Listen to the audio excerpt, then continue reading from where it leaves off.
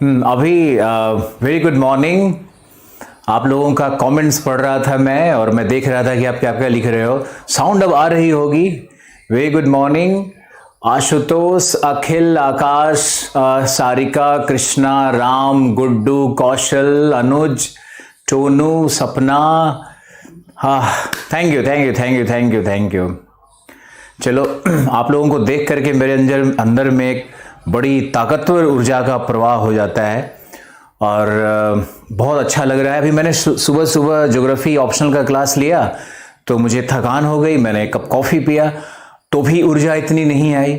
अब आप लोगों का कमेंट देख करके वरुण, ओ माय गॉड, सलोनी, नवनीत, आशीष, मन तो कर रहा है कि सब लोग के घर ही आ जाएं और आपके साथ एक कप चाय भी पी लें और ज्योग्राफी का डिस्कशन भी हो जाए, लेकिन संभव तो है नहीं।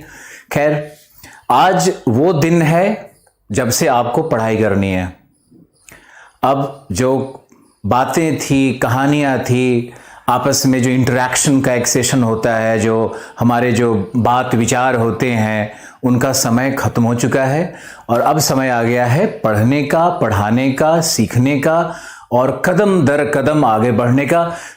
कल मैंने आपसे कहा था कि आपको एटलस और नोटबुक लेकर के बैठना है, तो मुझे पूरी आशा है कि आपने एटलस लिया होगा और नोटबुक आप लेकर के बैठे हुए हो। आप बिल्कुल तैयार हो मुझे सुनने के लिए, मुझे समझने के लिए। एक बार दरवाजा बंद कर लेते हैं।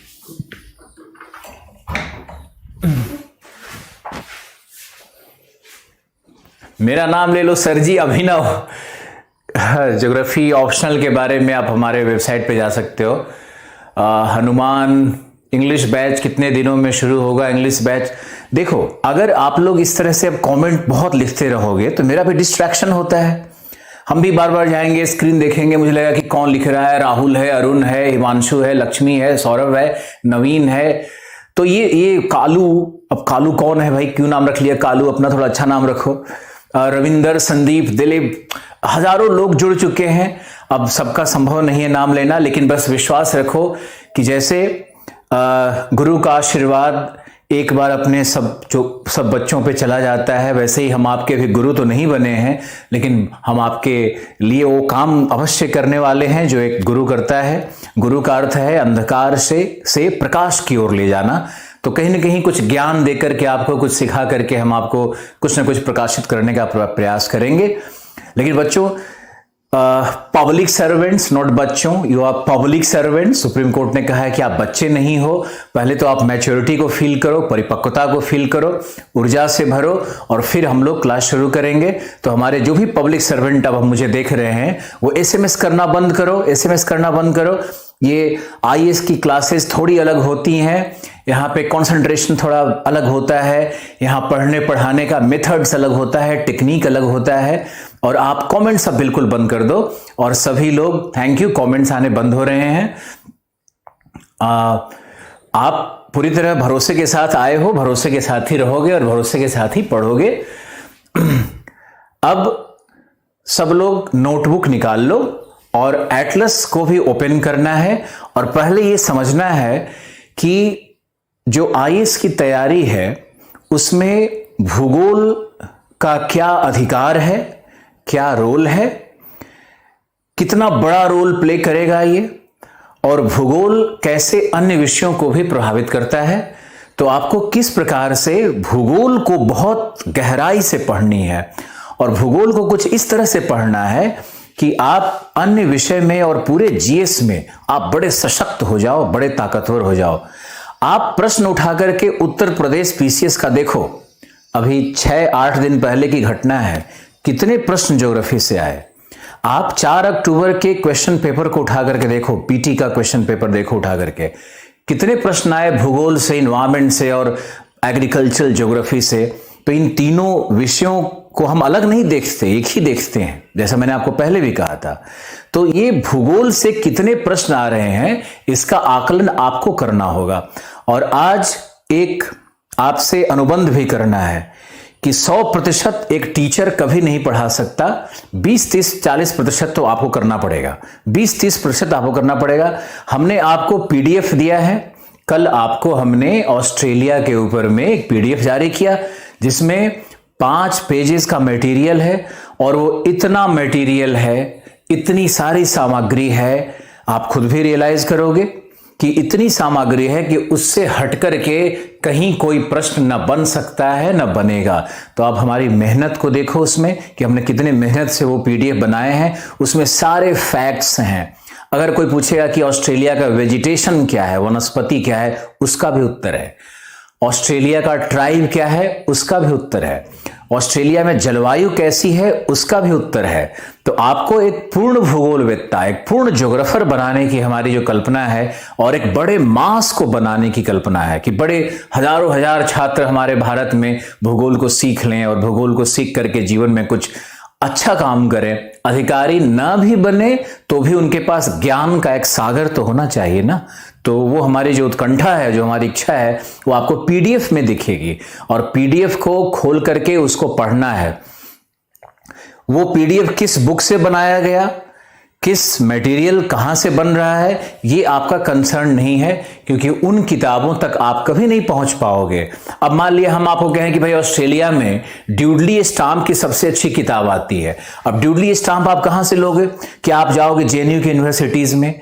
क्या आप दिल्ली स्कूल के ज्योग्राफी डिपार्टमेंट में जाओगे? संभव नहीं है आपके लिए। तो आपके लिए ज्यादा बेहतर है कि आपको जो मटेरियल दिया गया है, आप उसी मटेरियल को आप पढ़ो। डाउनलोड अगर नहीं हो रहा है पीडीएफ आपका, तो आपके पास जो फोन नंबर्स दिए गए हैं, आप उस पर कांटेक्ट करो, आप उस पर बात करो, आपको हर पल मदद की जाएगी। पीडीएफ में 5-6 पेज का मटेरियल है। ऑस्ट्रेलिया के सभी पक्ष को उसमें दर्शाया गया है, सभी पक्ष को दर्शाया गया है, सारे फैक्ट्स उसमें लिखे हुए हैं और कुछ भी ऐसा नहीं है जो कि उसमें न दिया गया हो। तो हमारा एक समझो कि सैंपल पेपर है, हम क्या करने वाले हैं उसके विषय में है। आने वाले टाइम में 1-2 सप्ताह के बाद करंट अफेयर का क्लास शुरू होगा और करंट अफेयर का मटेरियल भी आपको मिलता रहेगा। आपके लिए सबसे बड़ा चैलेंज क्या है कि आप कैसे पढ़ रहे हो, कितना पढ़ रहे हो, मटेरियल क्या होगा, पढ़ाना क्या है, क्वेश्चन कैसे बनेगा, टेस्ट कैसे होगा, ये सब हमारा काम है। ये सब हम देख रहे हैं, मुझे करना है और हमारे पूरी जो लोगों की टीम है उनको करना है। तो आप लोग सिर्फ पढ़ाई करो और आप कम से कम 8 से 10 घंटा प्रतिदिन निकालो। मैंने पहले भी कहा है कि ये वन डे एग्जामिनेशन से थोड़ा अलग इसलिए होगा क्योंकि इसमें चिंतन, मनन, अध्ययन तीनों करना पड़ता है, जबकि रीजनिंग सॉल्व करने के लिए और मैथमेटिक्स बनाने के लिए आपको टेक्निक्स और मेथड का प्रयोग करना पड़ता है। यहाँ टेक्निक्स और मेथड का कम प्रयोग होगा और विश्लेषण का ज्यादा प्रयोग होगा। यहाँ सब्जेक्टिविटी है, यहाँ विषय परखता है, यहाँ विषय पर लंबे लंबे वाद प्रतिवाद और विवेचना, विश्लेषण, इलैबोरेशन, क्रिटिकल एनालिसिस, उसकी व्याख्या, उसकी आलोचनात्मक व्याख्या, ये सब की जाती है। तो मेरे पब्लिक सर्वेंट्स, आप लोग इस बात को समझो कि आप लोगों का फुल कंसंट्रेशन, पूरी ईमानदारी तुम्हारे साइड से और तुम्हारा अपना, तुम मुझे जितना अपनाओगे उतना फल मिलेगा तुमको। ये इस बात को इसलिए हम कह रहे हैं क्योंकि इंसान अगर किसी पत्थर की मूर्ति में भी विश्वास रखता है तब भी वो विश्वास और उसकी भावना उस पत्थर को भी देवता बना देती है। मैंने गाइड फिल्म देखी थी। देवानंद एक बड़े सुपरस्टार रहे पुराने जमाने के, हमारे फादर के जमाने के बड़े सुपरस्टार थे। तो देवानंद ने एक फिल्म बनाई है आर.के. नारायण के कथा के ऊपर में। वो कहानी थी एक ऐसे चोर की, एक ऐसे गाइड की जो कि चोरी करता है, शराब पीता है, वेश्यावृत्ति करता है, सारे दुर्गुण उसमें हैं और वो व्यक्ति दुर्गुण से युक्त होते हुए भी एक बार अपनी ही जो प्रेमिका है उससे धोखा खा करके विक्षिप्त होकर के वो भाग जाता है।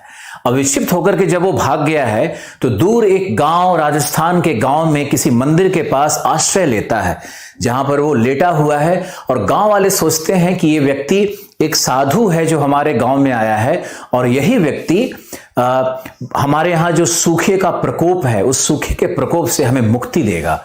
अब वो तो चोर है, वो सोया हुआ है, वो तो सोचता है कि मंदिर में क्या चोरी करके क्या खा करके मैं भाग जाऊं। लेकिन जैसे ही उसकी आंखें खुलती है सुबह में, तो सारे गांव वाले भजन गा रहे हैं और उस व्यक्ति की पूजा कर रहे थे। एक चोर की पूजा की जा रही है। अब ऐसे समझो कि चोर की पूजा की जा रही है, तो चोर तो हतप्रभ है, वो सोच रहा है कि मैं कैसे भागूं यहां से, कैसे निकलूं यहां से, कैसे गांव वालों का माल मार करके ठगी करके भाग जाऊं। लेकिन गांव वाले जब कीर्तन गाते हैं और उसकी पूजा करने लगते हैं, तो उसके आंख से, उसके अंदर में जो एक व्यक्ति होता है ना, एक जो आत्मा होती है, जो परमात्मा का अंश है, उस परमात्मा के अंश में जब भावना अंदर बहती है, तो वो चोर भी रोने लगता है। और चोर रोने लगता है और भगवान की मूर्ति के आगे कहता है कि भगवान, अगर तू सचमुच में है तो इन गरीबों का, इन गांव वालों का कल्याण कर दो, क्योंकि ये मेरे में आस्था रखते हैं। ये घटना मेरे जीवन में ये फिल्म मेरे जीवन में बहुत बड़ी परिवर्तनकारी घटना सिद्ध हुई है। और मैं भी मानता हूं कि अगर आप में आस्था है, आप में भावना है, आप में अगर वो श्रद्धा है, तो सामने वाले में कमी भी होगी, तब भी वो व्यक्ति अपना सबसे बेहतर आपको देगा और आपके लिए हितकारी भी होगा। कोई प्रॉब्लम हो गया तो क्या हो गया? अच्छा, ओके। मुझे लगा शायद कोई टेक्निकल नैग है, लेकिन तो ये आप मैंने आज कुछ शुरू करने के पहले ये कहानी इसलिए आपको कही कि आप ये समझो कि अगर आप हमारे में या हमारे शिक्षकों में या संस्थाओं में अगर आप आस्था रखोगे, तो हमारे में कितनी भी कमी हो, लेकिन आप उससे सब कुछ ले जाओगे। और हम लोग तो अपना पूरा प्रयास कर ही रहे हैं कि आपको सब कुछ दें। तो शुरू करते हैं आज। देखो, भूगोल एक ऐसा विषय होगा जिसका रोल बहुत ही बड़ा है, और आईएएस बनने की प्रक्रिया में या पीसीएस अधिकारी बनने की प्रक्रिया में ये रोल कुछ इतना बड़ा है कि जिसकी कल्पना आप आज नहीं कर पाओगे। मैं आपको छोटे छोटे उदाहरणों से समझाता हूं, और विश्वास है कि आप ध्यान से सुन रहे हो मुझे। जैसे मान लो कि सारे प्रश्न आजकल कहां से आ रहे हैं, तो आईएएस में देखोगे तो करंट अफेयर से बहुत सारे प्रश्न आते हैं। और करंट अफेयर में मूलतः क्या रहता है? पर्यावरण या भू राजनीति। तो भूगोल वहां आपकी बड़ी मदद करेगा। कोई भी व्यक्ति अंतर्राष्ट्रीय संबंध को पढ़ना चाहता है, तो अंतर्राष्ट्रीय संबंध में आप क्या पढ़ते हो? अंतर्राष्ट्रीय संबंध किस पे आधारित होते हैं? सब कुछ जो भी विश्व में हो रहा है वो तो संसाधनों के ऊपर ही है ना, व्यापार के ऊपर ही है ना। तो अंतर्राष्ट्रीय संबंध जो बनते हैं या बिगड़ते हैं, उसका मूल कारण होता है संसाधन और व्यापार। तो संसाधन और व्यापार और जो कम्युनिकेशन होता है, परिवहन होता है, ट्रांसपोर्टेशन होता है, इन सबों का व्यापक अध्ययन करना और देशों की, राष्ट्रों की अवस्थितियों को समझना, ये बहुत इंपॉर्टेंट विषय होता है। जैसे एक उदाहरण तुमको समझाते हैं। मुझे पता है कि आप सब बहुत बेसिक लेवल पे हो, लेकिन फिर भी सुनो। आपने इजराइल का नाम सुना है? आपने सुना होगा कि इजराइल और फिलिस्तीनियों के बीच जंग जारी रहती है और बड़े खूनी हिंसा का वो भाग है। आपने सुना होगा कि अरब में कई युद्ध पोस्ट वर्ल्ड वार 2 के बाद भी, यानी जो विश्व युद्ध, द्वितीय विश्व युद्ध हुआ, उसके बाद भी जो भी युद्ध हुए हैं वो मोस्टली कहां हुए? या तो साउथ एशिया में हुए, दक्षिण एशिया में हुए, या वेस्ट एशिया में हुए, या कोरिया में हुए। तो ये जो सारे विश्व युद्ध हो रहे हैं, विश्व युद्ध के बाद जो युद्ध हो रहे हैं, ये कहां हो रहे हैं और किन कारणों से हो रहे हैं? कारणों का आप अगर अंदर में जाओगे तो आप देखोगे कि ये कारण क्या है? मूलतः ज्योग्राफिकल हैं। आईआर का आधार, अंतर्राष्ट्रीय संबंधों का आधार क्या है? ज्योग्राफी ही होता है। तो मान लो इजराइल की ही हम बात कर रहे थे, तो इजराइल में आप देखो तो इजराइल में गाजा स्ट्रिप क्या है? शायद आपने नाम न सुना हो। गाजा स्ट्रिप क्या है? जॉर्डन रिवर क्या है? गोलान हाइट्स क्या है? वेस्ट बैंक क्या है? जब तक आप इजराइल के इस पूरे कॉन्फ़िगरेशन को नहीं समझोगे, तब तक आप कैसे कर पाओगे? भूमध्य सागर, मान लिया कि ये भूमध्य सागर है, ये तुम्हारा इस तरह से भूमध्य सागर है, और यहां पर ये इजराइल बना हुआ है, ये मान लो इजराइल है। अभी हमने पढ़ाना शुरू नहीं किया है, अभी हम व्याख्या कर रहे हैं। आप लोगों को बहुत धैर्य रखना होगा, धीरे धीरे करके क्लासेस जमेंगी, बढ़ेंगी आगे। अभी उदाहरण से समझा रहे हैं कि मान लो कि इजराइल है, तो इजराइल, ये हमने लोकेशन बना दिया इजराइल, तो इजराइल का जो उत्तरी भाग है यही गोलान हाइट्स है, ये गोलान हाइट्स है। यहां पर एक नदी है जो मैंने जेड लिख दिया, ये जॉर्डन नदी है, ये जॉर्डन नदी है। तो ये जो जॉर्डन नदी है, ये जॉर्डन नदी का जो पश्चिमी भाग है, जो डॉटेड भाग है, यही वेस्ट बैंक कहलाता है। ये वेस्ट बैंक हो गया, ये गोलान हाइट्स हो गया, और ये भाग है जो भूमध्य सागर है, यही तुम्हारा है भूमध्य सागर। भूमध्य सागर का ये भाग है, ये एक तरह का लगभग स्थलरुद्ध सागर है, लैंडलॉक्ड सी है। और ये इजराइल था हमारा, ये गोलान हाइट्स है, ये हमारा जॉर्डन रिवर है, ये हमारा वेस्ट बैंक है। अब यहीं पर ये गाजा स्ट्रिप है, ये जो हमने कलर कर दिया, ये गाजा स्ट्रिप है। और यहीं पर मिस्र का एक भाग आता है जिसको कहते हैं सिनाई, ये सिनाई प्रायद्वीप है। जब तक ज्योग्राफी में आप इस तरह के लोकेशंस को नहीं देखोगे, नहीं समझोगे, तब तक ना तो आप पॉलिटिकल साइंस पढ़ने के लायक रहोगे, ना तो आप आईआर पढ़ने के लायक रहोगे, अंतर्राष्ट्रीय संबंध भी कैसे पढ़ोगे। और अगर मान लो कि भारत के कॉन्टेक्स्ट में ही हम बात करें, तो जब तक सभी राज्यों का लोकेशन, सभी पर्वत घाटियों, सभी नेशनल हाईवेज, सभी रेलवे जोन्स, सभी पोर्ट लोकेशंस, या जो हमारा कोस्टल एरियाज है, जो हमारे मेजर सिटीज हैं, इंडस्ट्रियल टाउन है, माइनिंग एरियाज है, इनका जब तक लोकेशन आपको नहीं पता होगा, तब तक ना तो आप अर्थशास्त्र पढ़ने लायक रहोगे, ना तो आप समाज पढ़ने लायक रहोगे। मान लो कि आप ट्राइब पढ़ रहे हो, आप सोसाइटी पढ़ रहे हो, तो उसमें ट्राइब पढ़ रहे हो, उसमें प्रजाति पढ़ रहे हो, उसमें धर्म पढ़ रहे हो, धार्मिक समूह पढ़ रहे हो, निर्जातीय समूह पढ़ रहे हो, इथनिक ग्रुप्स को पढ़ रहे हो, उसका भी संबंध ज्योग्राफी से कहीं ना कहीं होगा। ट्राइब कहाँ रहते हैं, जनजाति कहाँ रहते हैं, आप सोचोगे तो कहीं पठार पर, कहीं दुर्गम जगहों पे, कहीं डेजर्ट में ही ये ट्राइब रहते हैं, तो कहीं ना कहीं ज्योग्राफी से उनका संबंध है।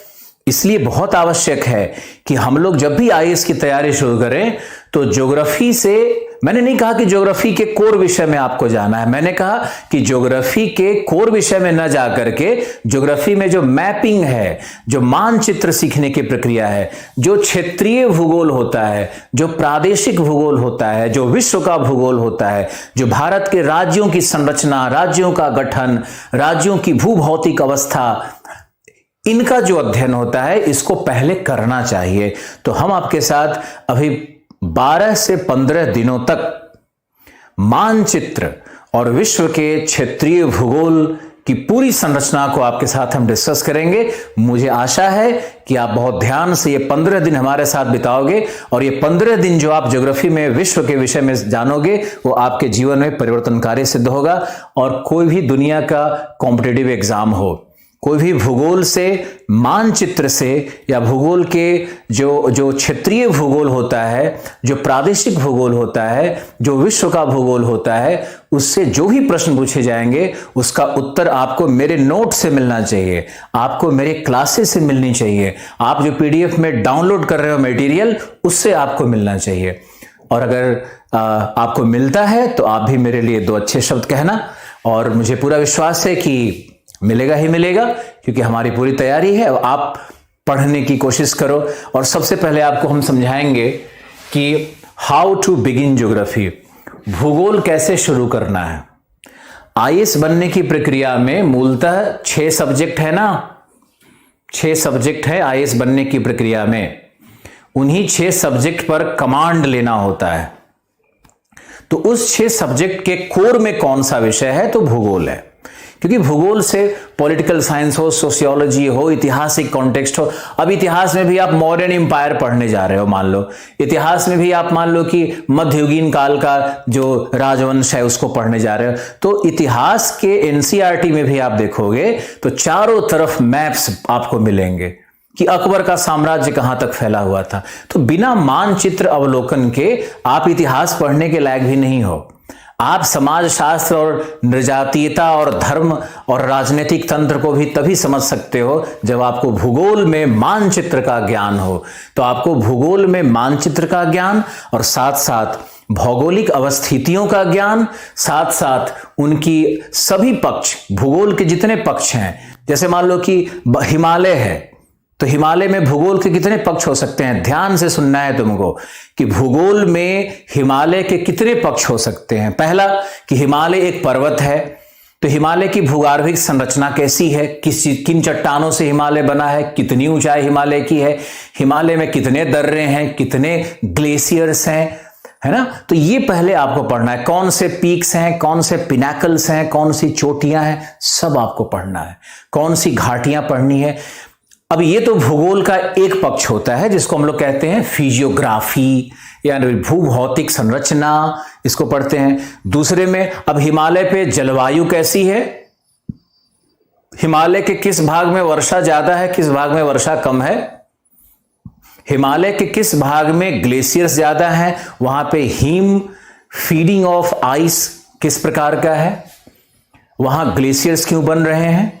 तो ये जो है ना, ये जलवायु से संबंधित हुआ। फिर हम लोग जाएंगे तो मृदा, हिमालय के किस ढाल पर, किस हिमालय के वृहद हिमालय पर कौन सा मृदा है, तो लघु हिमालय पर कौन सा मृदा है, यह भी पढ़ना होगा। ऊंचाई के साथ मृदा में कैसे परिवर्तन होता है, हिमालय के तलहटी में कौन सी मृदा है, ऊपर जाएंगे तो कौन सी मृदा मिलेगी, यह भी पढ़ना होगा।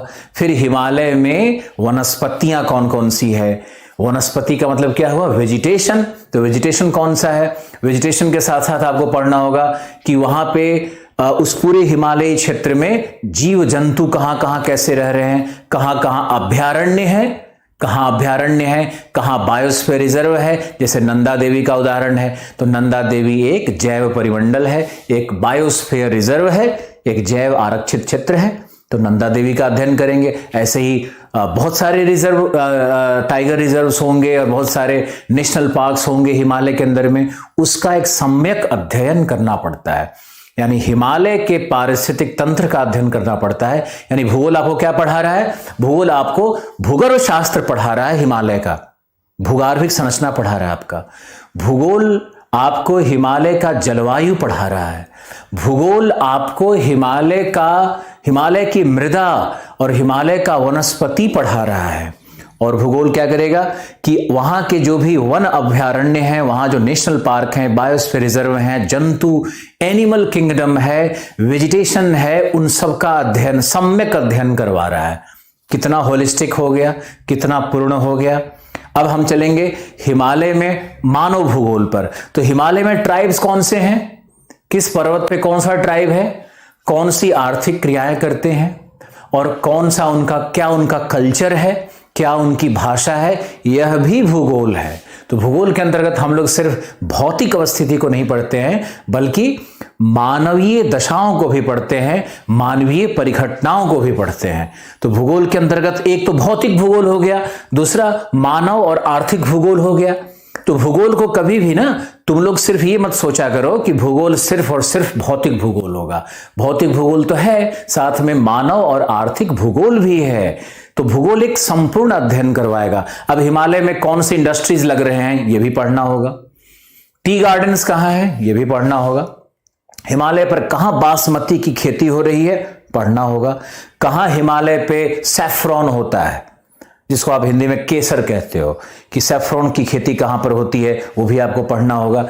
हिमालय में जो वहां पे एग्रीकल्चर सिस्टम है, जो वहां का क्रॉपिंग पैटर्न है, जो वहां का फसल संयोजन है, सब पढ़ना होगा आपको। तो हिमालय पर कृषि, हिमालय में उत्खनन, हिमालय में इंडस्ट्रीज, हिमालय में नगरीकरण, हिमालय पे बस्तियां कैसे विकसित हो रही है, हिमालय में कौन सी जनजातियां रह रही है, कौन सी संस्कृतियां पल रही है, और हिमालय में नृजातीय संस्कृति कौन कौन सी है, इन सभी विषयों को भूगोल पढ़ाता है।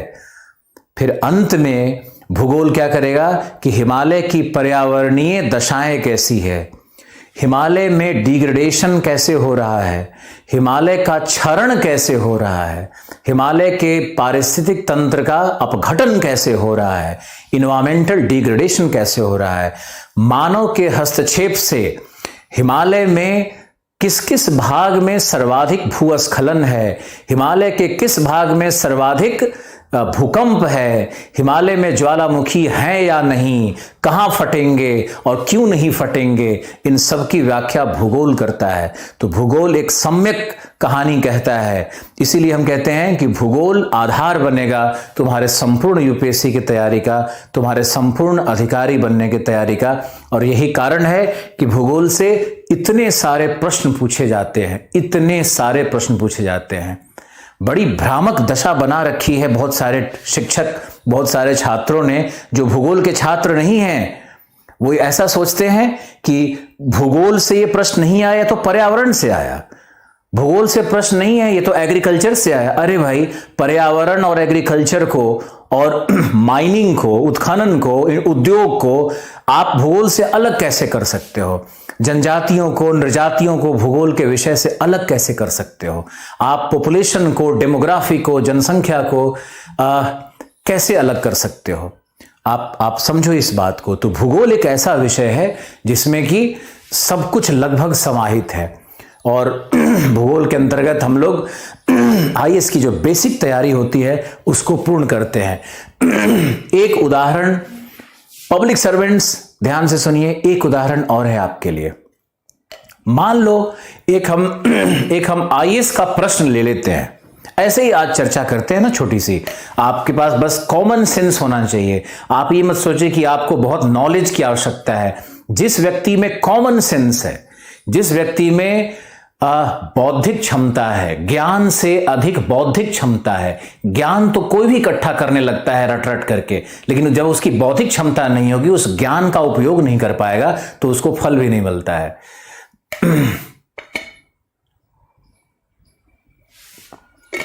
आप लोग कमेंट्स मत लिखिए, आप लोग सिर्फ सुनिए, और कमेंट लिखने से कोई फायदा नहीं होगा आपको। आप ध्यान से सुनिए, क्लास शुरू हो गया है और पूरी तरह आत्मसात हो जाइए आप हमारे साथ। जैसे मैंने कहा कि आईएएस में और पीसीएस में एक प्रश्न आया हुआ है। एक प्रश्न हम बिहार से लेंगे जो आईएएस में आया हुआ है। उस प्रश्न को ध्यान से सुनो, कितना साधारण प्रश्न होता है भूगोल के अंतर्गत। ये ऑप्शनल में भी आया, जीएस में भी आया और मुख्य परीक्षा में आया। यह प्रश्न क्या था कि बिहार में गरीबी है, सब लोग जानता है, भारत का पूरेस्ट स्टेट में से एक बिहार होगा। तो बिहार में जो गरीबी है उसके उन्मूलन के लिए जो फूड प्रोसेसिंग इंडस्ट्रीज हैं, जो खाद्य प्रसंस्करण उद्योग है, उनमें से कौन से उद्योगों की स्थापना बिहार में की जानी चाहिए? अब यह प्रश्न कोई कहे कि अर्थशास्त्री कर दे, कोई कहे कि तो इकोनॉमिक्स का प्रश्न है, कोई कहे कि एग्रीकल्चर का प्रश्न है, कोई कहे इंडस्ट्री का प्रश्न है, तो सब गलत। यह प्रश्न भूगोल का मूल प्रश्न है। कैसे? क्योंकि बिहार के क्लाइमेटिक कंडीशंस को जानना होगा, बिहार के सॉइल को जानना होगा, जलवायु को जानना होगा, वहां का जो क्रॉपिंग पैटर्न है, जो वहां पे जो फसल संयोजन है, जो फसल प्रतिरूप है, उसको जानना होगा। तो अगर आप इनको जानते हो, या वहां मिनरल्स कौन से मिलते हैं, तभी ना आप उद्योग की बात करोगे। खाद्य प्रसंस्करण उद्योग की जहां तक हम बात करेंगे तो उसमें देखो शुगर केन हो सकता है, तो उसमें फ्रूट एंड पल्प इंडस्ट्रीज हो सकता है, उसमें ऑयल सीड इंडस्ट्री हो सकता है, उसमें जैसे बिहार में मूंगफली है, बिहार में बहुत सारा फ्रूट्स का गार्डन है, वहाँ पे ये केचप इंडस्ट्री और ये जो सिरप इंडस्ट्री और मेडिसिन का इंडस्ट्री और मखाना का इंडस्ट्री, वहाँ पे कितने सारे इंडस्ट्री हो सकते हैं जो पूरे भारत को सप्लाई कर सकते हैं। लेकिन वहां पर क्या है, बाढ़ की विभीषिका है, तो सूखा कहीं कहीं पड़ता है, तो नगरों का विकास नहीं है, तो इस कारण से वहां से प्रवसन भी बहुत होता है। तो ये जो संपूर्ण व्याख्या होती है प्रश्न की आईएएस में, इसमें कहीं न कहीं भूगोल का बड़ा दम लगता है। मुझे पूरा विश्वास है कि आप इन बातों को अच्छे से समझोगे और आपके गुरु हम, और आप हमारे संरक्षण में, आप हम पे विश्वास करके और आप इन चीज़ों को पढ़ो और आत्मसात करो। मुझे पूरा विश्वास है कि आपका जीवन कभी न कभी जाकर के जरूर बदलेगा और आप सही दिशा में मूव करना शुरू करोगे। सभी विषय बराबर और सभी विषय महान होते हैं, लेकिन एक ऐसा विषय जरूर है जो कि सभी विषयों को अपने अंदर में अंतर्निहित करता है।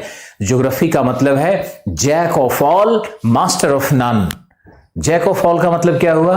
मास्टर ऑफ नन का मतलब क्या हुआ? कि एक भूगोलवेत्ता हर विषय का विशेषज्ञ नहीं होता। हम समाज शास्त्र के विशेषज्ञ नहीं है, लेकिन समाज शास्त्र के जैक तो जरूर है। एस नहीं है, लेकिन जैक तो जरूर है। तो समाज शास्त्र को हम पढ़ा सकते हैं, पढ़ सकते हैं। तो भूगोल के अच्छे विद्यार्थी होने का मतलब है कि आप जीएस के बहुत अच्छे विद्यार्थी बन जाते हो। और जनरल स्टडीज में मास्टर ऑफ ऑल नहीं होना है, सामान्य अध्ययन लिखा हुआ है ना। तो सामान्य अध्ययन का मतलब होता है आपको एक जनरल स्टडी करना है, आपको एक सामान्य स्टडी करना है। अगर वो सामान्य स्टडी आप करोगे तो आप भूगोल के आश्रय में आओ। इसीलिए हमने जो पूरी कार्य योजना बनाई है, थैंक यू लिखा किसी ने कि आप पे पूरा विश्वास है। इतनी आस्था और विश्वास दिखाओगे तो हमें भी ऊर्जा आएगी और हम भी बहुत अच्छा करेंगे। और हमारे जितने लोग हैं पूरी टीम में, सब बहुत एनर्जी से भरे हुए हैं, क्योंकि हम भी सब में एनर्जी भरते हैं, उनसे एनर्जी लेते भी हैं। तो जैसे आपसे एनर्जी लिए जा रहे हैं।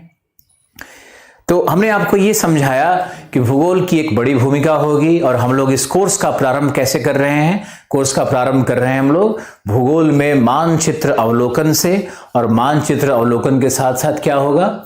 हमारा जो उद्देश्य है वो है प्रदेश के भूगोल को पढ़ना। और प्रदेश के भूगोल के पढ़ने का अर्थ क्या है? कि हम लोग वहां के भूभौतिक दशाओं को, वहां के जलवायु को, वहां के वनस्पति को, वहां के आर्थिक क्रियाओं को, मानव प्रजातियों को, जनसंख्या को, सबको व्यापक पढ़ेंगे।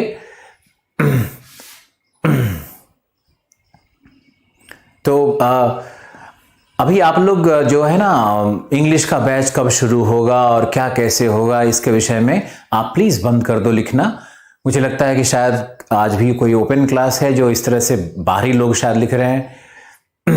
मैं आप लोगों के कमेंट्स पढ़ रहा हूं। इससे क्रैक करने के लास्ट स्टेज में हूं। मेरा टारगेट है आईएएस बनना। बहुत अच्छा है। अरे जिंदगी एक बार मिली है। अब जिंदगी एक बार मिली है और आपको ये अपॉर्चुनिटी मिल रहा है कि दिल्ली में बैठे बैठे हम लोग जो इतने दिन से यहाँ क्या नहीं कर रहे थे, वो आपके साथ सीधे सीधे रूबरू हो गए, आपसे सीधे सीधे जुड़ गए।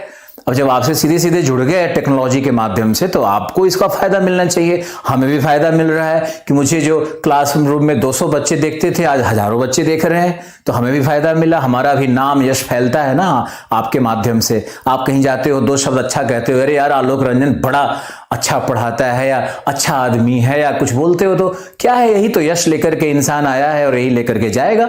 तो अच्छा लगता है टेक्नोलॉजी के माध्यम से आप लोगों से जुड़ना। आप लोग मेरा नाम रोशन नहीं करोगे। एक लिख रहा है गुरुजी मेरा सपना है आपका नाम रोशन कर। आप आईएएस बनने के बाद अपना नाम रोशन नहीं करते हो, अपने माँ बाप का नाम रोशन करते हो, अपने गांव का नाम रोशन करते हो, अपने वंश का परिवर्तन करके आप रख देते हो। आपको पता नहीं है कि एक बार आईएएस या इस तरह के दर्जे में जाने के बाद आपके पूरे फैमिली का, आपके पूरे परिवार का, आपके पूरे गांव का, आपके पूरे छोटे शहर का वो दशा बदल जाती है और लोग आपको पीढ़ियों तक याद करते हैं। ये पूरा एक जनरेशन का ट्रांसफॉर्मेशन कर देता है। और पैसा कमाने की जहां तक बात है, प्रॉपर्टी डीलर भी पैसा कमाता है। पैसा कमाना कोई बड़ा उद्देश्य नहीं हो सकता है। बड़ा उद्देश्य वो है जिसके लिए आप हमसे जुड़े हुए हो। और आपका ये जुड़ाव मुझे बहुत ऊर्जा दे रहा है। ज्योग्राफी को शुरू कैसे करते हैं, अब इस पे हम आते हैं। कई प्रश्न भी आ रहे हैं कि ज्योग्राफी पढ़ना कैसे है। हमने आपको ज्योग्राफी की भूमिका समझाई है। अब आपको समझना है कि geography, how to begin geography, geography पढ़ें कैसे। तो ये देखो कि ज्योग्राफी पढ़ने के लिए हमने एक छोटा सा स्ट्रक्चर बनाया है और आपको ये समझना है कि ज्योग्राफी पढ़ना कैसे है। सभी बच्चों का ये प्रश्न रहता है कि भाई ज्योग्राफी पढ़ें कैसे, कहां से शुरू करें, आईएएस की तैयारी कहां से शुरू करें, आईएएस की तैयारी यहां से शुरू करें। अब आइए और देखिए कैसे तैयारी करना है आपको। तो सबसे पहले तो आपको हर व्यक्ति बताता होगा कि आप एनसीईआरटी पढ़ें।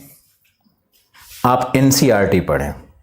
अब एनसीईआरटी का मतलब है कि आपको एनसीईआरटी का एक कॉम्बिनेशन पढ़ना है। अगर आप एनसीईआरटी उठाओगे और पहले चैप्टर से शुरू हो गए, कोई बोलेगा 6 से 10 तक पढ़ लो, कोई बोलेगा 6 से 12 तक पढ़ लो, कोई बोलेगा पूरा ही पढ़ जाओ, कोई बोलेगा एनसीईआरटी रट जाओ। हमने आपके लिए एनसीईआरटी का एक कॉम्बिनेशन बनाया है, एक स्ट्रक्चर बनाया है, और वो जो स्ट्रक्चर है ना, उसको आप फॉलो करोगे तो एनसीईआरटी को पढ़ना बहुत सरल भी हो जाता है, और एनसीईआरटी को पढ़ने के क्रम में आपको बहुत मजा भी आएगा और प्रश्न भी सॉल्व होगा। ये तो आप समझते हो ना कि क्लास 6 से लेकर 12 की एनसीईआरटी जो कुल संख्या होगी वो कम से कम 10 एनसीईआरटी हो जाती है, और 10 एनसीईआरटी अगर नई ले लें और पुरानी ले लें तो 20 एनसीईआरटी हो जाती है।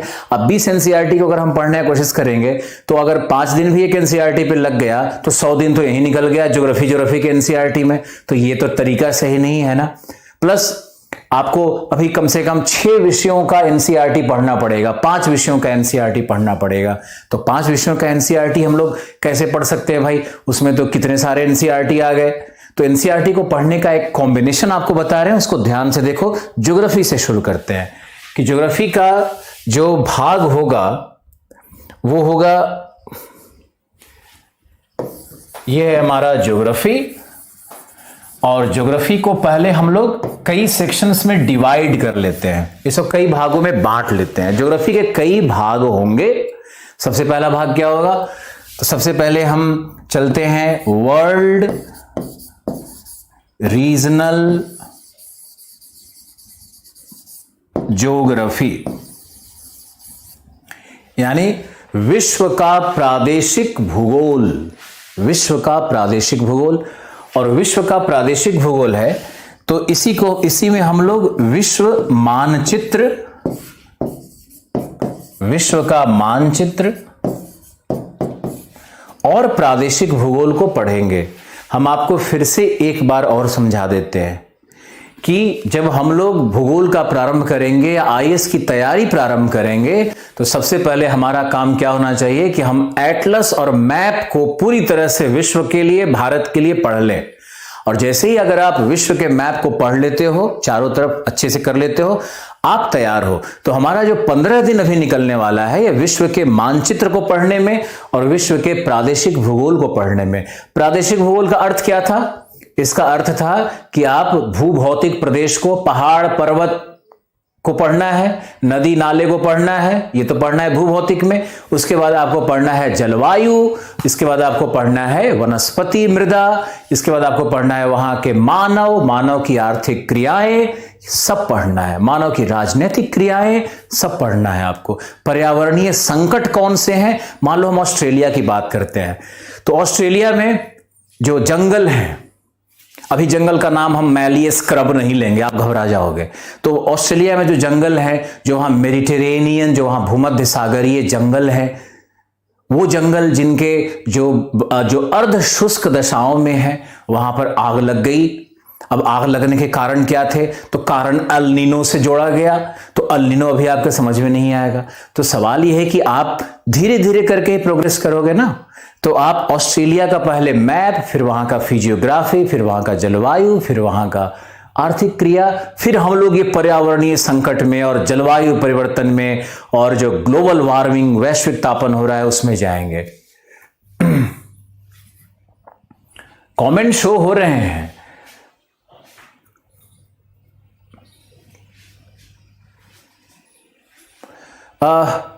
कमेंट आपके शो हो रहे हैं, आप घबराओ मत। लेकिन अगर आपके कमेंट्स को हम पढ़ेंगे तो फिर आपको क्या पढ़ाएंगे, आप ये बताओ।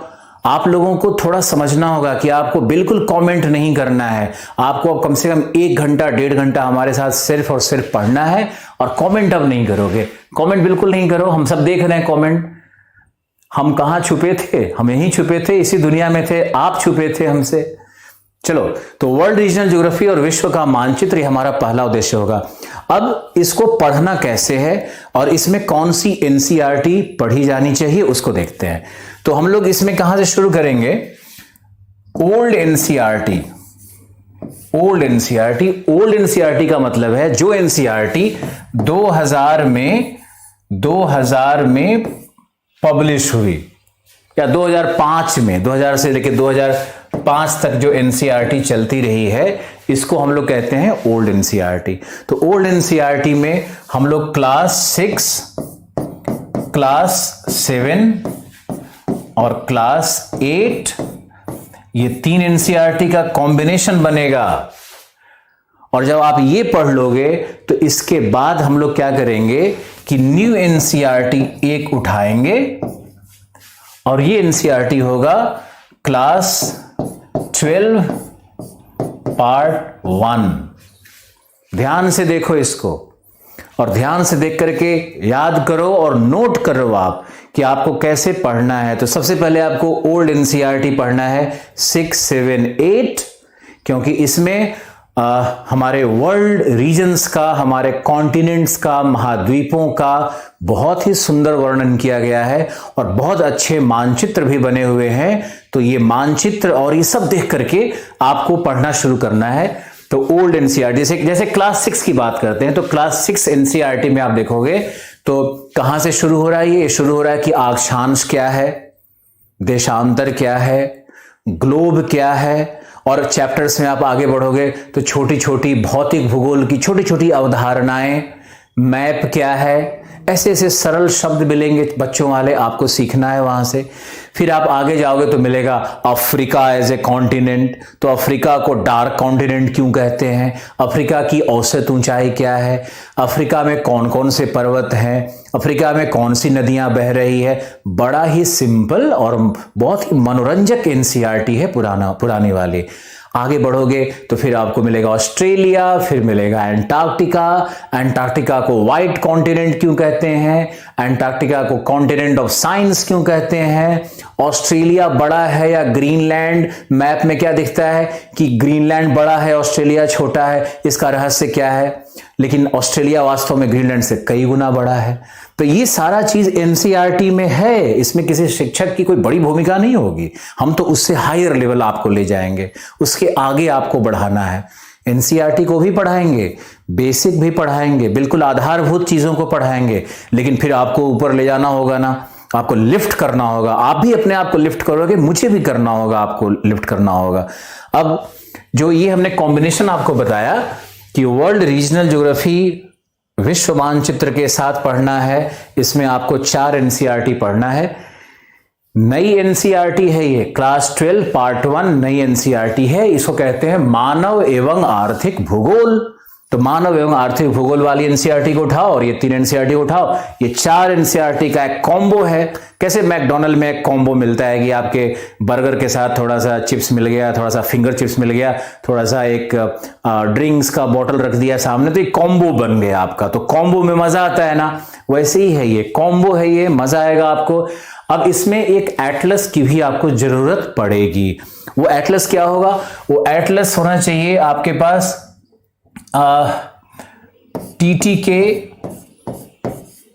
टीटी के एटलस आप ले सकते हो, और आपके पास चांद एटलस हो या कोई भी एटलस हो, आप उसको भूल जाओ। और अगर टीटी के एटलस नहीं मिल रहा है तो आप ऑक्सफोर्ड ले लो, ऑक्सफोर्ड स्टूडेंट एटलस आप ले सकते हो। एक ही एटलस लो, ऑक्सफोर्ड स्टूडेंट एटलस ले लो या टीटी के एटलस ले लो। वैसे तो हायर लेवल पे जाने के बाद ब्लैक स्वान एटलस ज़्यादा हम लोग प्रेफर करते हैं ऑप्शनल वाले बच्चों के लिए। ब्लैक स्वान एटलस या फिर ऑक्सफोर्ड स्कूल एटलस, इस तरह के एटलस का प्रयोग किया जाता है। नाटमो एटलस, इसका प्रयोग किया जाता है। लेकिन आप जीएस के बच्चों को जो बिगिनर्स हो, आपको ऑक्सफोर्ड स्टूडेंट एटलस लेना है। तो एक एटलस और 4 एनसीईआरटी, आपकी कहानी शुरू, आपका जर्नी शुरू हो गया। आपकी जर्नी जब शुरू हो जाएगी तो आप फिर आगे धीरे धीरे बढ़ोगे। तो ज्योग्राफी का पहला भाग हमने आपको क्या बताया? यह है वर्ल्ड रीजनल ज्योग्राफी। अब जो बच्चे इंग्लिश पढ़ सकते हैं, जिन बच्चों में ये प्रतिभा है कि अंग्रेजी को पढ़ लेते हैं, समझ लेते हैं और अंग्रेजी थोड़ा बहुत लिख भी लेते हैं, उन बच्चों के लिए होली फेथ एटलस और इस तरह का जो एटलस मिलता है ना आपके स्कूल में, और हम लोग आईएएस वाले टीचर उसी एटलस का प्रयोग करेंगे जिस एटलस से डायरेक्ट प्रश्न पूछा जाता है। उस एटलस का प्रयोग करेंगे जो यूपीएससी रेफर करती है, उस एटलस का प्रयोग करना शुरू कर दो जो जेएनयू में, डी स्कूल में, बड़े बड़े स्कूल्स और कॉलेजेस में चलते हैं। अब आप अपने छोटे शहर और गांव और वहां का जो लोकल एटलस है या जो स्टेट का एटलस है, जो रीजनल एटलस है, उसके माया मोह से आपको बाहर निकलने की आवश्यकता है। मुझे आशा है आप समझ रहे होगे। आपको कौन सी बुक पढ़नी चाहिए? आपको वही बुक पढ़नी चाहिए ना जिस बुक से यूपीएससी या पीसीएस एग्जामिनेशन में प्रश्न डायरेक्ट पूछे जाए। उन किताबों को पढ़ना है। इसीलिए मैंने कहा एनसीईआरटी पढ़ना है, इसीलिए मैंने कहा ऑक्सफोर्ड एटलस पढ़ना है। नाम से समझ में नहीं आ रहा है ऑक्सफोर्ड? तो जब ऑक्सफोर्ड इतना बड़ा नाम है यूनिवर्सिटीज का, तो उसके एटलस को पढ़ा जाएगा। वही यूपीएससी रेफर करती है। आपका उद्देश्य पढ़ना नहीं है। आप ये क्यों नहीं समझ रहे हो कि आपका उद्देश्य लर्निंग सिर्फ नहीं है। आपका उद्देश्य है कि आपको आईएएस बनना है, आपको अधिकारी बनना है, आपको पीसीएस में क्वालिफाई करना है। तो जब तक आप हमारे बताए गए रेफरेंस को नहीं पढ़ोगे तो बहुत बुरा होगा। ओल्ड एनसीईआरटी कहां मिलेगा? और ओल्ड एनसीईआरटी तो इंटरनेट पे भी उपलब्ध है, आप डाउनलोड कर लो। बहुत सारी ऐसी संस्थाएं बन गई हैं जो ओल्ड एनसीईआरटी का पीडीएफ बना करके डाल देती हैं। हम भी आपको ओल्ड एनसीईआरटी का पीडीएफ बनवा करके डाल देंगे अगर आपकी तरफ से डिमांड आएगा तो। हम तो हैं ही आपके लिए। और दिल्ली में जो मुखर्जी नगर का एरिया है या करोड़ बाग का एरिया है, यहां पर सभी बुक स्टॉल्स में ओल्ड एनसीईआरटी बेचे जाते हैं। सब जगह ही मिलता है ये। उसका फोटोकॉपी मिलेगा, पुरानी एनसीईआरटी का सिर्फ और सिर्फ फोटोकॉपी मिलेगा। खैर, तो ये 6, 7, 8 एनसीईआरटी का एक कॉम्बिनेशन हो गया हमारा वर्ल्ड रीजनल ज्योग्राफी का। इसको अब ये भूगोल का पहला पार्ट था, अब भूगोल के दूसरे पार्ट में चलते हैं। तो भूगोल के दूसरे पार्ट में भूगोल का दूसरा डिवीजन है ये। दूसरा डिवीजन है फिजिकल ज्योग्राफी। आपको भी लिखते रहना है, स्क्रीनशॉट नहीं लो। स्क्रीनशॉट का फायदा नहीं होगा जब तक आप नोट्स नहीं बनाओगे, जब तक आप लिखने की आदत नहीं डालोगे, तब तक आपका मेमोरी बॉक्स स्ट्रांग नहीं होगा। आपको ये समझना होगा, जितना लिखोगे उतना ज्ञान बढ़ता है। एकदम सुंदर सुंदर कॉपी लाओ, वाइट पेजेस खरीद करके लाओ। पैसा कुछ खर्च होता है, होने दो, कंजूसी मत पड़ो। क्योंकि तुम इतना बड़ा सपना देख रहे हो और छोटी छोटी 10, 20, 50, 100 रुपए की जो जिद होती है इंसान की, आप अपने पेरेंट्स को भी समझाओ। हम भी आपके पेरेंट्स से एक वीडियो के माध्यम से बात करेंगे। आप उनको हमारा वीडियो जरूर दिखाना कि पापा आप देखो, माँ आप देखो, सर कुछ ऐसा कह रहे हैं। क्योंकि पेरेंट्स का बड़ा रोल होता है हमारे बड़े सक्सेस के पीछे। हम भी तो एक छोटे से जगह में पैदा लिए, तो हमारे माता पिता ने सपना देखा कि हमारा बेटा बड़ा आदमी बनेगा। मुझे दिल्ली भेज दिया पढ़ने के लिए और जमीन तक बेच करके पढ़ाया गया। तो आज देखो कि उसका फल कितना बड़ा मिलता है।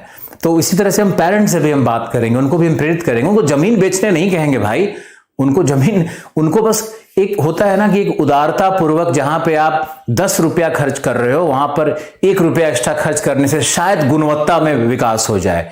तो इसलिए हम कह रहे हैं कि आप बहुत सुंदर सुंदर पेजेस और कॉपी और नोटबुक बनाने की तैयारी करो। और वो जब आप तैयार करोगे तो आपको ही पढ़ने में सहूलियत होगी, आपको ही पढ़ने में बहुत मजा आएगा।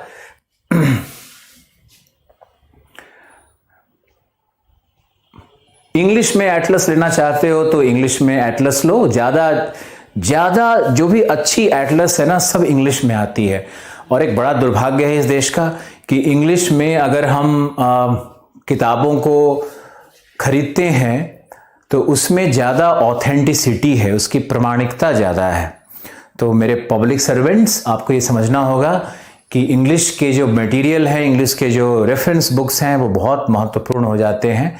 और हम आपको कह भी रहे थे कि वर्ल्ड रीजनल ज्योग्राफी में जो व्यक्ति इंग्लिश पढ़ सकते हो, अंग्रेजी पढ़ सकते हो, तो उन व्यक्ति के लिए था कि जैसे यहाँ देखो, मैंने बताया ना कि वर्ल्ड रीजनल ज्योग्राफी में आपको मैंने एनसीईआरटी और ऑक्सफोर्ड का एक कॉम्बिनेशन बताया। अब जो लोग इंग्लिश पढ़ सकते हो वो इसी में एक किताब और ऐड कर सकते हो। हम कहाँ लिखें? यहां लिख देते हैं, ये जीसी लियोंग, इसका पार्ट 2, जीसी लियोंग का पार्ट 2। यहां ध्यान से देखो और इसको नोट डाउन कर लो कि ये GC Leong LEONG Leong part 2। GC Leong की एक पतली सी किताब आती है, बहुत ही पतली किताब है। इसका टाइटल है सर्टिफिकेट टू ज्योग्राफी, यानी अगर इस किताब को आप पढ़ते हो तो आप you become a certified geographer.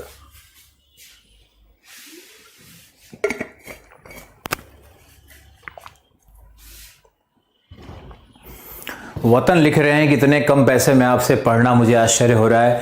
आप आश्चर्य मत करो, आप पढ़ो, ये सच है और आप बिल्कुल मेरे सामने हो और आप मुझे सुन भी रहे हो, तो ये एक सच है कि आप हमसे पढ़ रहे हो।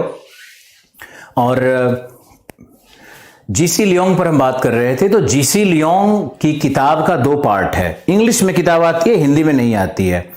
अब हिंदी वाले बच्चे घबराओ मत, क्या ऐसा नहीं हो सकता कि आप न्यूज़पेपर को उठाओ, अंग्रेजी वाले न्यूज़पेपर को उठाओ, हिंदू न्यूज़ को उठाओ और उसका एक आर्टिकल पढ़ो तो आपके पहले दिन कुछ समझ में नहीं आएगा।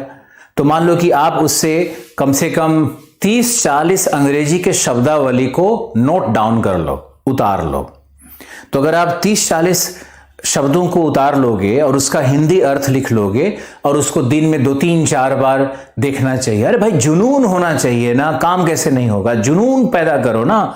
तो जब तक आप उसको बार बार देखते रहोगे वो शब्द आपको याद होने लगेंगे। अगले दिन न्यूज़पेपर आया, आप फिर आर्टिकल्स पढ़ो, तो जो पिछले न्यूज़पेपर में जो 40 शब्द आपने लिखे थे उसमें से 15 शब्द रिपीट हो गए, वो 15 शब्द 20 शब्द रिपीट हो गए, यानी आपको 15-20 शब्द नए मिले। तो आपके शब्दों की संख्या कितनी हुई? 60।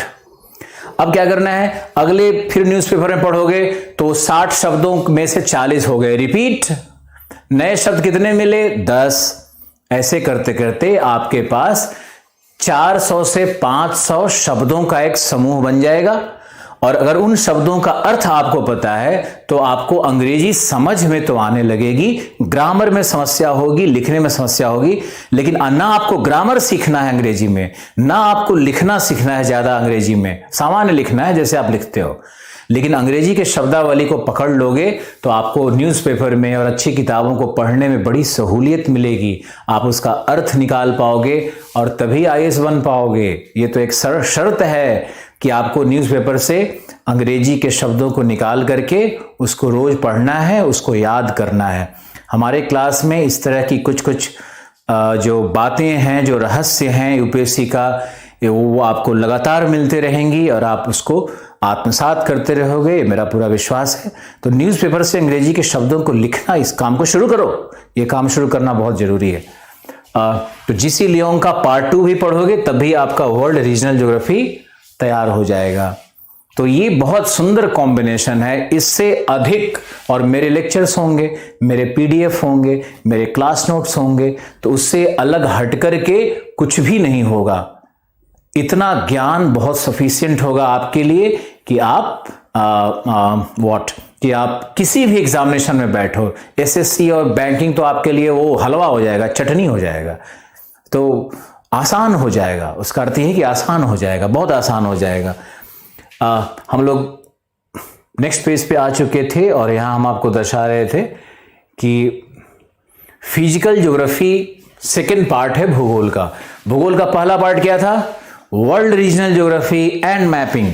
फिर भूगोल का दूसरा पार्ट है फिजिकल ज्योग्राफी। फिजिकल ज्योग्राफी को पढ़ने के लिए क्या करना है, NCERT का कॉम्बिनेशन कैसे बनाना है, उस पर बात की जा रही है। तो फिजिकल ज्योग्राफी में हम लोग कॉम्बिनेशन बनाएंगे। सबसे पहले तो क्या करना है कि NCERT 6, 7, 8 आप पढ़ चुके हैं, तो NCERT ओल्ड क्लास 9 मेरे अनुसार ये बहुत ही शानदार NCERT है, ओल्ड NCERT क्लास 9। इस NCERT का मैजिक क्या है कि इस NCERT में पर्यावरण पर भी लिखा हुआ है, इकोसिस्टम पर भी लिखा हुआ है, जैव मंडल पर भी लिखा हुआ है, और जो भौतिक भूगोल की मूल संकल्पनाएं हैं उसका बड़ा ही सरल प्रस्तुतिकरण है, बहुत ही सिंप्लीफाइड फॉर्म में आपको मिलेगा। तो जब आपको ये चीज़ें इतनी सिंप्लीफाइड मिल रही हों ओल्ड एनसीईआरटी के माध्यम से, तो आप उसको जरूर पढ़ो। ये एनसीईआरटी तो पढ़ना आपके लिए बहुत ही आवश्यक है। और इस एनसीईआरटी को पढ़ने के बाद आप फिर मूव करोगे क्लास 11 पार्ट 1 न्यू एनसीईआरटी। और जब इसको आप पढ़ लेते हो तब तीसरे में आता है क्लास 11 पार्ट 1 ओल्ड एनसीईआरटी। ये डेडली कॉम्बिनेशन है। ओल्ड और न्यू एनसीईआरटी दोनों के फिजिकल पार्ट को अगर पढ़ लिया जाए और मेरे क्लासेस और क्लास नोट्स को कंबाइन किया जाए तो आपके ऑप्शनल का भी 60-70% हो जाता है। ये इतना पावरफुल एनसीईआरटी लिखा हुआ है, ये तो हर व्यक्ति आपको बताएगा कि ओल्ड एनसीईआरटी और न्यू एनसीईआरटी का कॉम्बिनेशन करना बहुत जरूरी है फिजिकल में। देखो, एक क्या है कि एक ही एनसीईआरटी को 2 बार पढ़ो, ये तो है कि एक ही एनसीईआरटी को 2 बार हम पढ़ते हैं। दूसरा क्या हो सकता है कि उसी एनसीईआरटी को हम अगर 2 बार ना पढ़ करके 2 एनसीईआरटी को अलग अलग पढ़ लें तो हमारा एफर्ट भी बराबर हुआ। कुछ चीजें रिपीट होकर के भी हम सीख पाते हैं, कुछ नई चीजों को भी हम सीख पाते हैं। जैसे ओल्ड एनसीईआरटी में जाओगे तो उसका क्लाइमेटोलॉजी वाला पार्ट बहुत सुंदर है, ओशनोग्राफी वाला पार्ट बहुत ही अद्भुत है। उसमें आप जाओगे तो लैंड फॉर्म वाला पार्ट बहुत ही अच्छा लिखा हुआ है ओल्ड एनसीईआरटी में। न्यू एनसीईआरटी में आओगे तो न्यू एनसीईआरटी में जो नए सिद्धांत जो प्रचलित हो गए हैं, जैसे बिग बैंग थ्योरी, जैसे बिग बैंग थ्योरी है, जैसे कॉन्टिनेंटल ड्रिफ्ट थ्योरी, महाद्वीपीय विस्थापन सिद्धांत, जैसे प्लेट टेक्टोनिक थ्योरी। तो इस तरह के जो नए सिद्धांत हैं ये पुराने एनसीईआरटी में नहीं मिलते। इनको पढ़ने के लिए आपको नई एनसीईआरटी का प्रयोग करना ही होगा। इसलिए मैंने पहले क्या लिखा, नई एनसीईआरटी, फिर हमने लिखा पुरानी एनसीईआरटी। सबसे पहले आप ओल्ड 9 का एनसीईआरटी पढ़ोगे, फिर न्यू एनसीईआरटी पढ़ोगे, फिर आप ये थर्ड है 11 पार्ट 1 ओल्ड एनसीईआरटी आप पढ़ोगे। तो ये 3 एनसीईआरटी का सुंदर कॉम्बिनेशन। और जो मैंने एक बुक आपको बताई थी जी.सी. लियोंग, तो जी.सी. लियोंग की जो किताब है इसका पार्ट 1 पढ़ना है। जी.सी. लियोंग की किताब एक ही है, उसी के 2 भाग हैं। तो पहले भाग में भौतिक भूगोल है, दूसरे भाग में विश्व के प्राकृतिक प्रदेशों का वर्णन किया गया है। तो जो प्राकृतिक प्रदेश हैं वो हम लोग वर्ल्ड रीजनल ज्योग्राफी के साथ पढ़ेंगे, और इसका जो पार्ट 1 है वो भौतिक भूगोल है, वो हम लोग फिजिकल ज्योग्राफी के अंतर्गत पढ़ेंगे।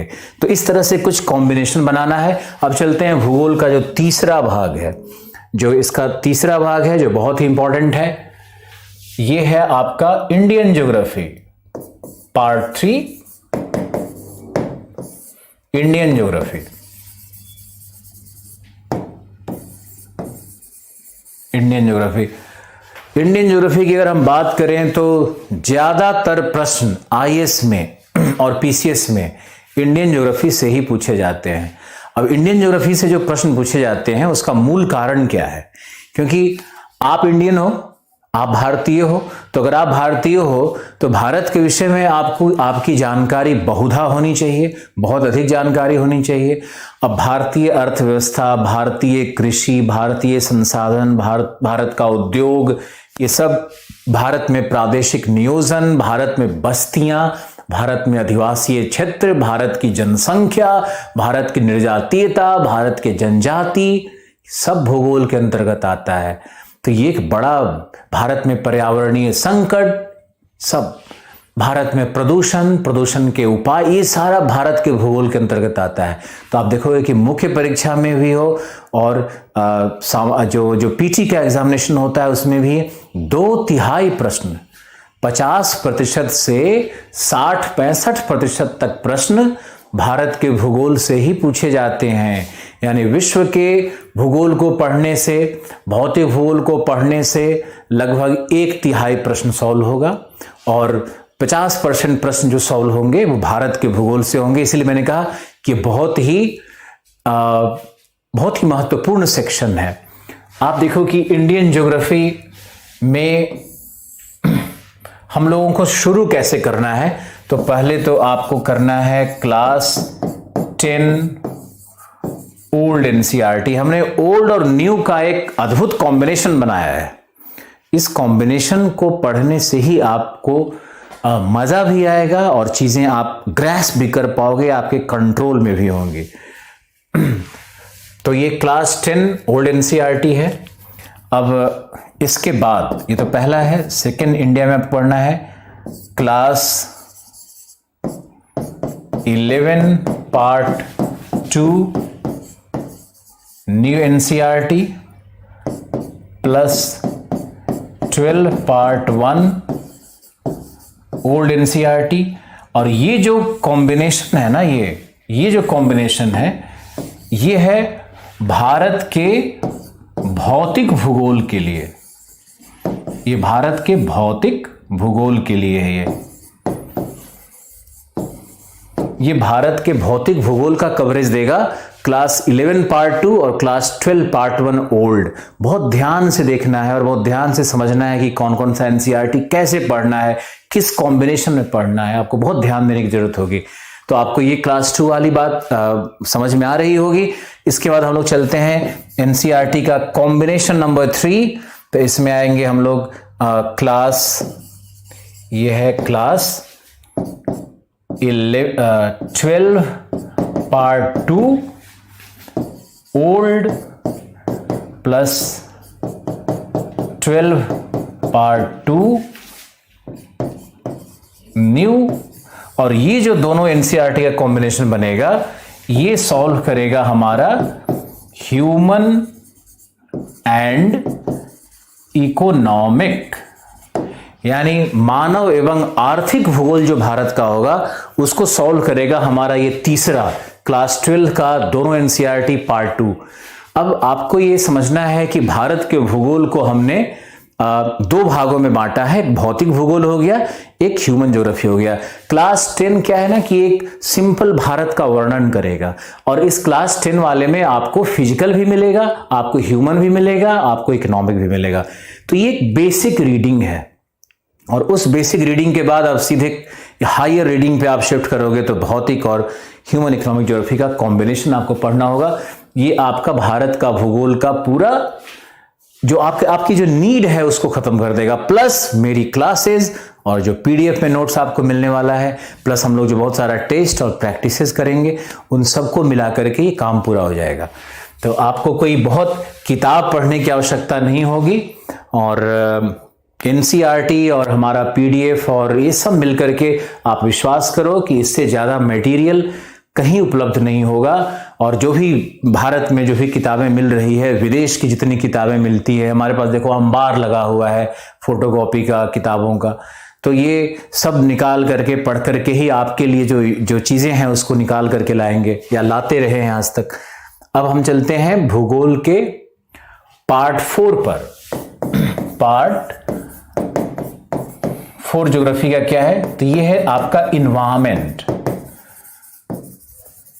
इन्वायरमेंट, इसको हम लोग लिख सकते हैं बायो इन्वायरमेंटल ज्योग्राफी। इसी को लेकर के बहुत लोग बड़े कंफ्यूज रहते हैं और बोलते रहते हैं कि भाई इन्वायरमेंटल साइंस से क्वेश्चन आ रहा है, एग्रीकल्चर साइंस से क्वेश्चन आ रहा है। ये उनकी मूर्खता है। और जब आप मेरे साथ yes Basit, we do have provisions for English medium classes, and I will be coming out with my English medium batch on 25th November not 20th November, 25th November। Okay, bio environmental geography पे आप आओ। तो bio environmental geography में ये जो section है ना, ये बड़ा ही महत्वपूर्ण होते जा रहा है, और बड़ा ही ये ऐसा सेक्शन हो रहा है जहां से जो प्रश्न आ रहे हैं वो उन प्रश्नों का समाधान सामान्य किताबों में मिल ही नहीं रहा है। तो इसके लिए कुछ विशेष करने की आवश्यकता होती है, और विशेष कक्षाओं की भी आवश्यकता होती है। और मुझे लगता है कि बायो इन्वायरमेंटल ज्योग्राफी में ज्योग्राफी के टीचर के साथ साथ अगर साइंस एंड टेक्नोलॉजी का टीचर जो साइंस, जनरल साइंस का भी अच्छा नॉलेज रखता हो, उन दोनों का अगर कॉम्बिनेशन बनाया जाए तब शायद ये सबसे अच्छा होगा। और हमारा उद्देश्य ये नहीं है कि हम अपना प्रदर्शन करें आपके आगे या कोई दूसरा व्यक्ति करे। हमारा उद्देश्य है कि आपका कार्य कैसे सफल होता है। तो हम और जो साइंस टेक के टीचर होंगे उन दोनों का कॉम्बिनेशन आपको मिलेगा इन्वायरमेंटल ज्योग्राफी में, ताकि मान लो ऐसा है ना, प्लांट है, मान लो वनस्पति है, तो उसका वितरण उस किस भौगोलिक दशाओं में क्या होगा, वहां जलवायु क्या होगी, वहां मृदा क्या होगी, ये तो हम पढ़ाएंगे आपको। लेकिन उस प्लांट के जेनेटिक्स पर अगर जाना होगा तो साइंस वाले जो बॉटनी के जो टीचर होते हैं, स्पेशलिस्ट होते हैं, उनको ज्ञान होता है, तो उनसे भी कुछ क्लासेस आपको दिलवानी पड़ेंगी। तो इन्वायरमेंटल ज्योग्राफी के लिए थोड़ा सा एक स्पेशलाइजेशन का आवश्यकता हो रहा है आजकल। बायोलॉजी, सबसे पहले आपको क्या करना है कि आपको क्लास 9 ओल्ड एनसीईआरटी पढ़ना है। ये मैंने इस एनसीईआरटी का रेफरेंस मैंने आपको पहले भी दिया, फिजिकल ज्योग्राफी में दिया, और उसी एनसीईआरटी को दोबारा रेफर कर रहे हैं। यानी ये एनसीईआरटी तो आपका पहले से पढ़ा हुआ है ही, कोई एफर्ट नहीं लेना है। इसके बाद आपको जाना है biology class 12 new NCERT, last 6 chapters. जो लास्ट के 6 चैप्टर हैं बायोलॉजी 12th क्लास का एनसीईआरटी। वैसे चूंकि आपको जीएस भी पढ़ना है, हम तो कहें कि बायोलॉजी का एनसीईआरटी जो क्लास 12 का है उसको पूरा ही पढ़ डालो। लेकिन सिर्फ अगर इन्वायरमेंट इकोलॉजी को अप्रोच करना है तो लास्ट के जो 6 चैप्टर्स हैं बहुत इंपॉर्टेंट है। चैप्टर 8 से शुरू हो रहा है, तो चैप्टर 8 के बाद जो आगे चैप्टर्स हैं वो सब आप पढ़ जाओ, बहुत इंपॉर्टेंट है। तो आपको बायोलॉजी का एनसीईआरटी पढ़ना है, ज्योग्राफी का एनसीईआरटी पढ़ना है क्लास 11 का, और इसके अलावा जो एक आता है फिजिकल इंडिया एंड इन्वायरमेंट, जो आप फिजिकल ज्योग्राफी में इंडिया वाले में पढ़ चुके हो, तो वहां भी इन्वायरमेंट आपका हो जाएगा। Physical geography of India and environment, India and environment करके है ना फिजिकल ज्योग्राफी में, न्यू एनसीईआरटी में, तो वो आप वहां पढ़ ही चुके हो। तो एक एनसीईआरटी ये हो गया, दूसरा एनसीईआरटी हो गया। तीसरा आपको क्या करना है कि इग्नो का मटेरियल आप डाउनलोड करोगे।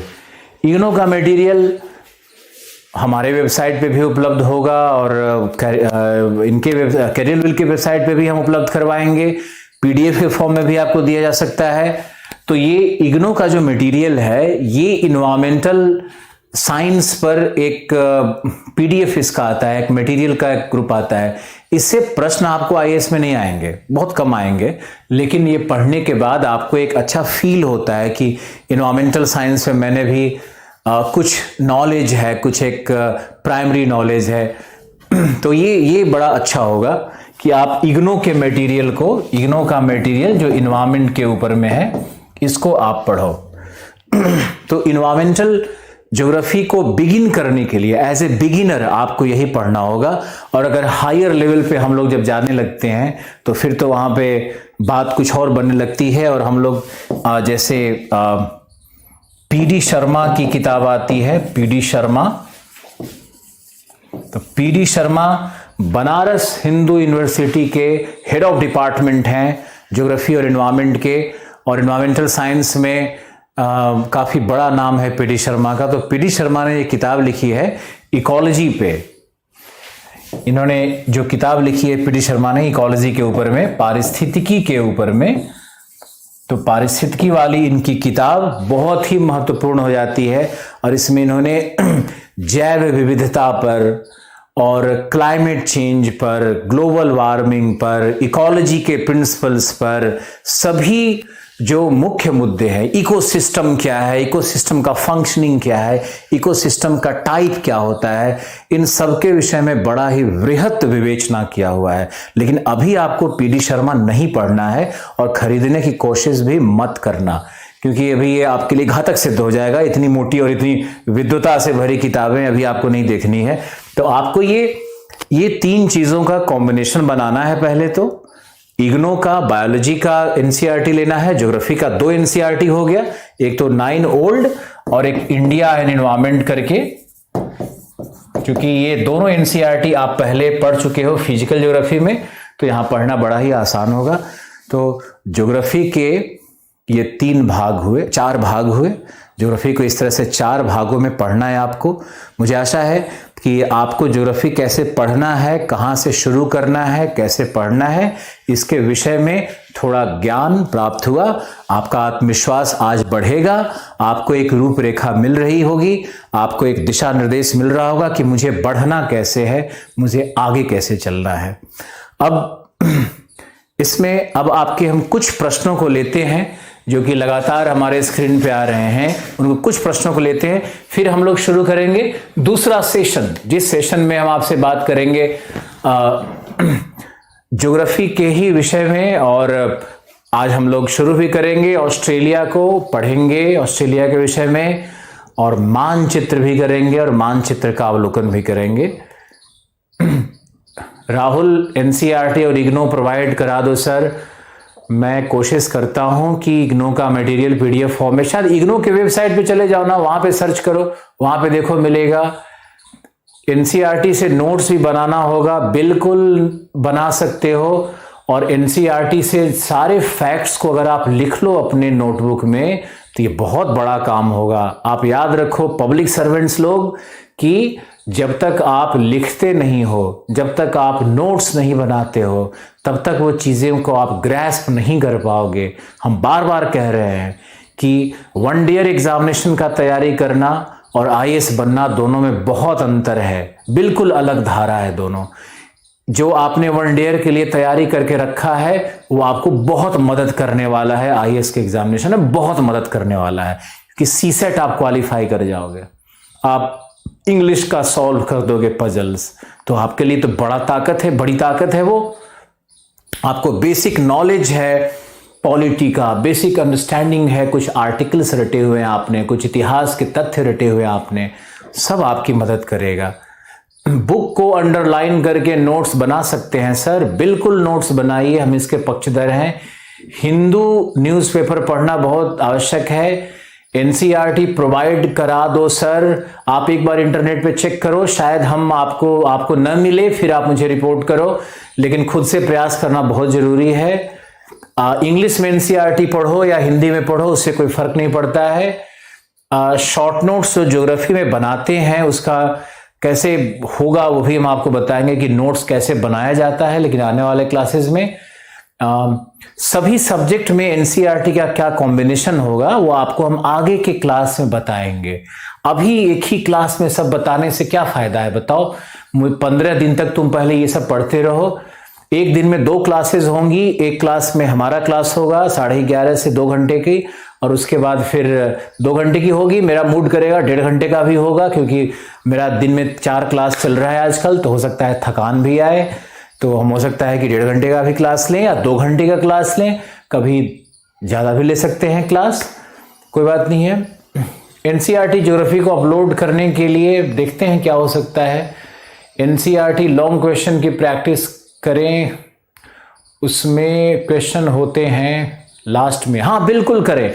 एनसीईआरटी के पास जो क्वेश्चन का सेट, जो अभ्यास जो बनाया होता है, उसको भी सॉल्व करने का प्रयास करो, लेकिन टाइम मत खराब करना, उसमें टाइम ज्यादा नहीं खराब करना है। उस प्रश्न को देख करके ना मन में भी लिख सकते हो, मन में भी सोच सकते हो कि इसमें ये 4 की पॉइंट आएगा। हर प्रश्न का उत्तर जब आप लिखने जाओ तो पहले आप की पॉइंट्स लिखना शुरू करो, पूरी गाथा नहीं लिखने की कोशिश करो। अभी आप पहले की पॉइंट्स तो लिखना शुरू करो कि हाँ इस प्रश्न में ये की पॉइंट्स आएंगे। बाद में भाषा आपकी इंप्रूव होगी, भाषा शैली आपकी इंप्रूव होगी, तो आप खुद ही करने लगोगे। Thank you Durga, thank you, I love you too. Then Shiva, PDF का पूरा याद करना है क्या सर? नहीं करना है ना, पीडीएफ तो मैंने आपको इसलिए दिया ऑस्ट्रेलिया पे कि इसके बाद कोई मटेरियल शेष न रह जाए। मैंने ऐसा मटेरियल बनवाया है, पहली बार इतना मेहनत करके बनवाया जा रहा है कि आपके पास सभी अच्छी किताबों का एक आपके पास कलेक्शन हो।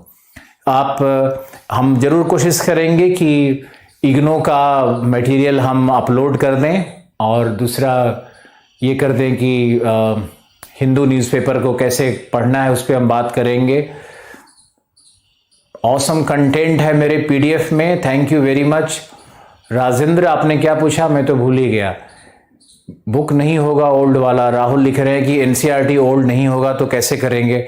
अब कोई दोस्त होगा आपका दिल्ली में या कोई कनेक्शन होगा, कुछ तो करो, आपको एफर्ट तो लेना पड़ेगा, सारा एफर्ट तो आप हमारे ऊपर छोड़ नहीं सकते हो। मेरा आशीर्वाद तो है ही सौरभ, आप सब लोगों के ऊपर में है, लेकिन मेरे पास कोई जादुई छड़ी नहीं है। मेरे पास कोई ऐसा जादुई छड़ी होता, हम घुमाते और आप सबका भविष्य बदल जाता या ज्ञान का ट्रांसफर हो जाता तो मजा आ जाता, लेकिन ऐसा कुछ नहीं होता है। आप सूर्य के नीचे जाओगे, जितना धूप लोगे, जितनी आपकी क्षमता होगी, उतना विटामिन डी आपको मिलेगा। तो हम तो ये कहते हैं कि शिक्षक तो एक वर्षा की तरह है, वर्षा की बूंद की तरह है। हम तो बारिश करेंगे और आप कैसे हो आपको देखना है। अगर आप बहुत उपजाऊ मृदा हो तो आप में हरा भरा हरित क्रांति आप में आ जाएगी। अगर आपकी मिट्टी उपजाऊ है तो हरित क्रांति आ जाएगी। हम तो वर्षा की बूंद ही है ना। आप अगर बंजर भूमि हो तब भी वर्षा उसमें उत्पादन कर देती है। इतनी ताकत होती है वर्षा जल में कि किसी भी बंजर भूमि में वर्षा कर दो, राजस्थान के डेजर्ट में पानी का प्रवाह ले आओ तो वहां पे देखो हरित क्रांति आ जाती है। तो आप बंजर भूमि हो या रेगिस्तान हो, क्या हो मुझे नहीं पता, लेकिन आप अगर हमारे बूंदों को लोगे तो आप जरूर वहां आप में भी हरित क्रांति आने वाली है, आप चिंता नहीं करो।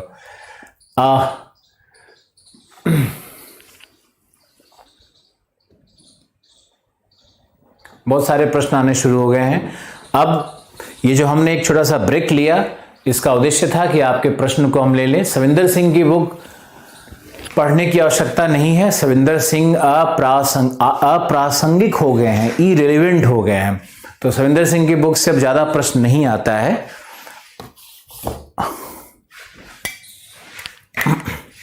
अब चलते हैं अपने सेशन के दूसरे भाग में।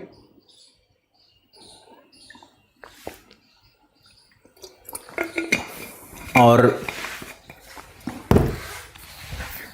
आपको बताते हैं कि भूगोल क्या है और भूगोल के अंतर्गत क्या करना है हम लोगों को, कैसे पढ़ना है हम लोगों को, और हाउ टू रीड एनसीईआरटी। मैंने आपको बताया कि एनसीईआरटी का कॉम्बिनेशन क्या होगा। अब आपको समझना है कि हम उस एनसीईआरटी के कॉम्बिनेशन को पढ़ें कैसे, एनसीईआरटी को पढ़ने की विधि क्या है, एनसीईआरटी को सीखने की विधि क्या है। और पढ़ने की विधि और सीखने की विधि को जानना बहुत जरूरी है, इसलिए ये सेशन भी आपके लिए उतना ही इंपॉर्टेंट है। और ऑस्ट्रेलिया के विषय में जितने भी तथ्य हैं वो तो हम लोग समझेंगे और बात करेंगे ही, लेकिन हमारा ये बहुत इंपॉर्टेंट पार्ट है आज का। तो एक काम करते हैं, 2 स्टूडेंट की कल्पना करते हैं। मान लो 2 स्टूडेंट हैं।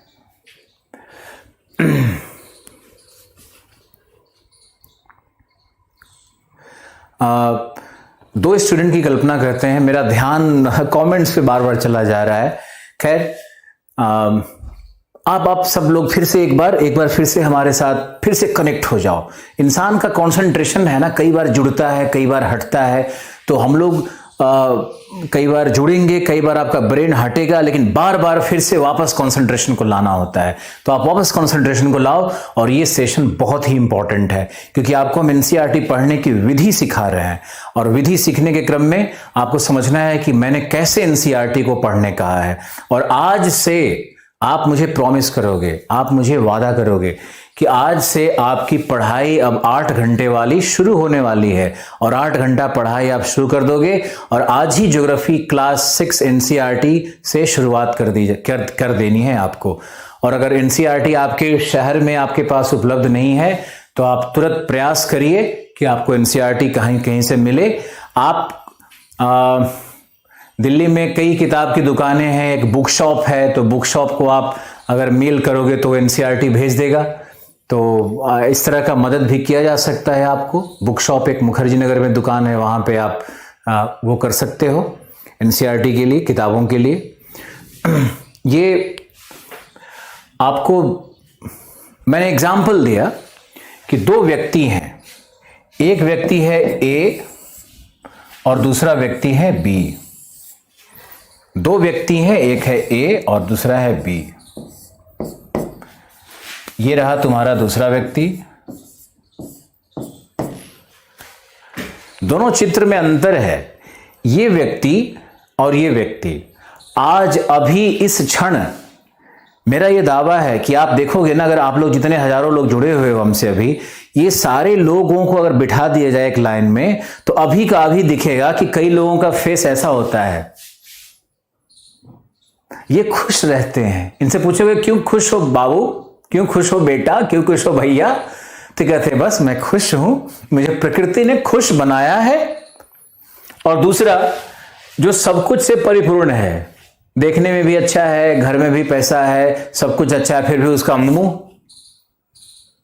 ऐसा रहता है। तो ये जो व्यक्ति है ना, जो खुश है, इसमें एनर्जी, इसमें माइटोकॉन्ड्रिया सक्रिय है। आपने इतना तो बायोलॉजी पढ़ा होगा ना। आप दो बातों को समझो, हम लोग इंसान में माइटोकॉन्ड्रिया भी है और उसी कोशिका में लाइसोसोम भी है। तो माइटोकॉन्ड्रिया जिसकी जागृत है वो तो पावर हाउस है, वो तो एनर्जी देता है, वो तो ताकत देता है। तो माइटोकॉन्ड्रिया जिसमें जागृत है वो व्यक्ति तो खुशनुमा, ताकतवर, हंसमुख इस तरह का होता है। और जिसमें लाइसोसोम एक्टिव है, यानी ब्रेन से एक्टिव होगा, ये सब कुछ ब्रेन से जैसा सोचोगे वैसे एक्टिव होगा। तो लाइसोसोम को क्या कहते हैं? आत्महत्या की थैली, सुसाइड बैग। तो आत्महत्या की थैली अगर एक्टिव है कहीं पे तो व्यक्ति क्या होता है? वो व्यक्ति मुरझाया हुआ ऐसा रहता है। आप इस रहस्य को समझो। तो जो व्यक्ति जागृत है, सशक्त है, ऊर्जावान है, उस व्यक्ति में ज्यादा ज्ञान का प्रवेश होता है। जो व्यक्ति दुखी है, बेवजह दुखी है, कोई कारण नहीं, उसका कोई कारण होता ही नहीं है दुख का, लेकिन वो व्यक्ति फिर भी नाराज है, वो किसी से जेलसी, किसी से जल रहा है, किसी चीज को लेकर के उसका जो लोभ है वो सामने आया हुआ है, तो क्रोध उसको आ रहा है, तो इरिटेशन हो रहा है, तो उसको रिपल्सन हो रहा है। इस व्यक्ति में ज्ञान नहीं जाता आसानी से। ये व्यक्ति सिर्फ आलोचना करता है। इसको तुम कुछ भी कर दो, अपना कलेजा काट करके दे दो, बोलेगा टेस्टी नहीं है। तो ये उस तरह के लोगों के लिए तो खैर हमारी कक्षाएं बनी ही नहीं है, और हम तो बने ही नहीं उस लोगों के। हम तो इन लोगों के साथ हैं भाई, हम एक के साथ हैं। मुझे ऐसे लोग चाहिए, ये नहीं चाहिए मुझे। ये बिल्कुल जो लोग हैं वो बाहर चले जाओ, ज्यादा अच्छा है। और जो लोग ये हैं, मान लो किसी कारण से अच्छे व्यक्ति हैं लेकिन दुखी हैं, अच्छे व्यक्ति हैं, किसी का बुरा नहीं कर रहे हैं, लेकिन फिर भी उदास और दुखी रहते हैं, एनर्जी कम फील करते हैं, इन व्यक्तियों के लिए एक बात कहनी है, ये जो पावर है ना माइटोकॉन्ड्रिया का, ये ब्रेन से क्रिएट होगा, ये तुम्हारे सोच से क्रिएट होगा। जब तक तुम डायरेक्ट नहीं करोगे अपने सेल्स को कि बेबी, बेटा, बाबू, पावरफुल बनो, उठो, जागो, काम करो, जब तक ये नहीं करोगे तब तक होगा नहीं। तो इस व्यक्ति को क्या करना है कि इसका जो ब्रेन है ना, ये ब्रेन है, इसको सबसे पहले अपना जागृत करना है, तब ये व्यक्ति दुखी से सुखी बन जाएगा। तो आज आपको क्या करना है? सबसे पहले की जगह ये पोजीशन में आना है, और जैसे आप इस पोजीशन में आ जाओगे, खुश हो जाओगे, देखना आज से आपकी यादाश्त, आपकी मेमोरी कितनी हद तक काम करने लगेगी। आज से आप इसको प्रैक्टिस करके देखो, और सब ब्रेन का खेल है और कुछ नहीं है। खैर, दो व्यक्ति हैं, दोनों को हमने एनसीईआरटी दिया। मान लो एनसीईआरटी की ये किताब है, दोनों को दी गई। एनसीईआरटी का किताब उठाया गया, दोनों ने पढ़ना शुरू किया। एक क्या करता है कि एनसीईआरटी को पहले पढ़ा, एक चैप्टर पढ़ा, फिर दोबारा उसको पढ़ा और दोबारा उसको अंडरलाइन किया, और उसमें से जो तथ्य थे उसको निकाल करके अपने नोटबुक में लिखा, और जो नोटबुक में उसने तथ्य लिखे उन तथ्यों को इंटरनेट पर जाकर के, साइबर स्पेस में जाकर के उन तथ्यों को और इलेबोरेट कर लिया, उसका और विस्तारीकरण कर लिया, उसके और सारे जो रिलेटेड फैक्ट्स थे, जो संबंधित फैक्ट्स थे, उन सबको लिख लिया, उन सबको नोट डाउन कर लिया। तो जब वो ये काम करने लगेगा तो ये तो एक अद्भुत चीज हो रही है कि एनसीईआरटी में जो नहीं था वो भी उसने डाल लिया। अब देखो क्या है कि पिछली बार, इस बार एनसीईआरटी से इतिहास का ही प्रश्न ले लें तो 8-9 प्रश्न आए हुए हैं जो एनसीईआरटी में शब्द लिखे हुए हैं, लेकिन एनसीईआरटी में पढ़ने से वो आईएएस के प्रश्न सॉल्व नहीं हो रहे हैं। एनसीईआरटी पढ़ने से आईएएस के वो प्रश्न सॉल्व नहीं हो रहे हैं, लेकिन एनसीईआरटी से ही लिए हुए हैं।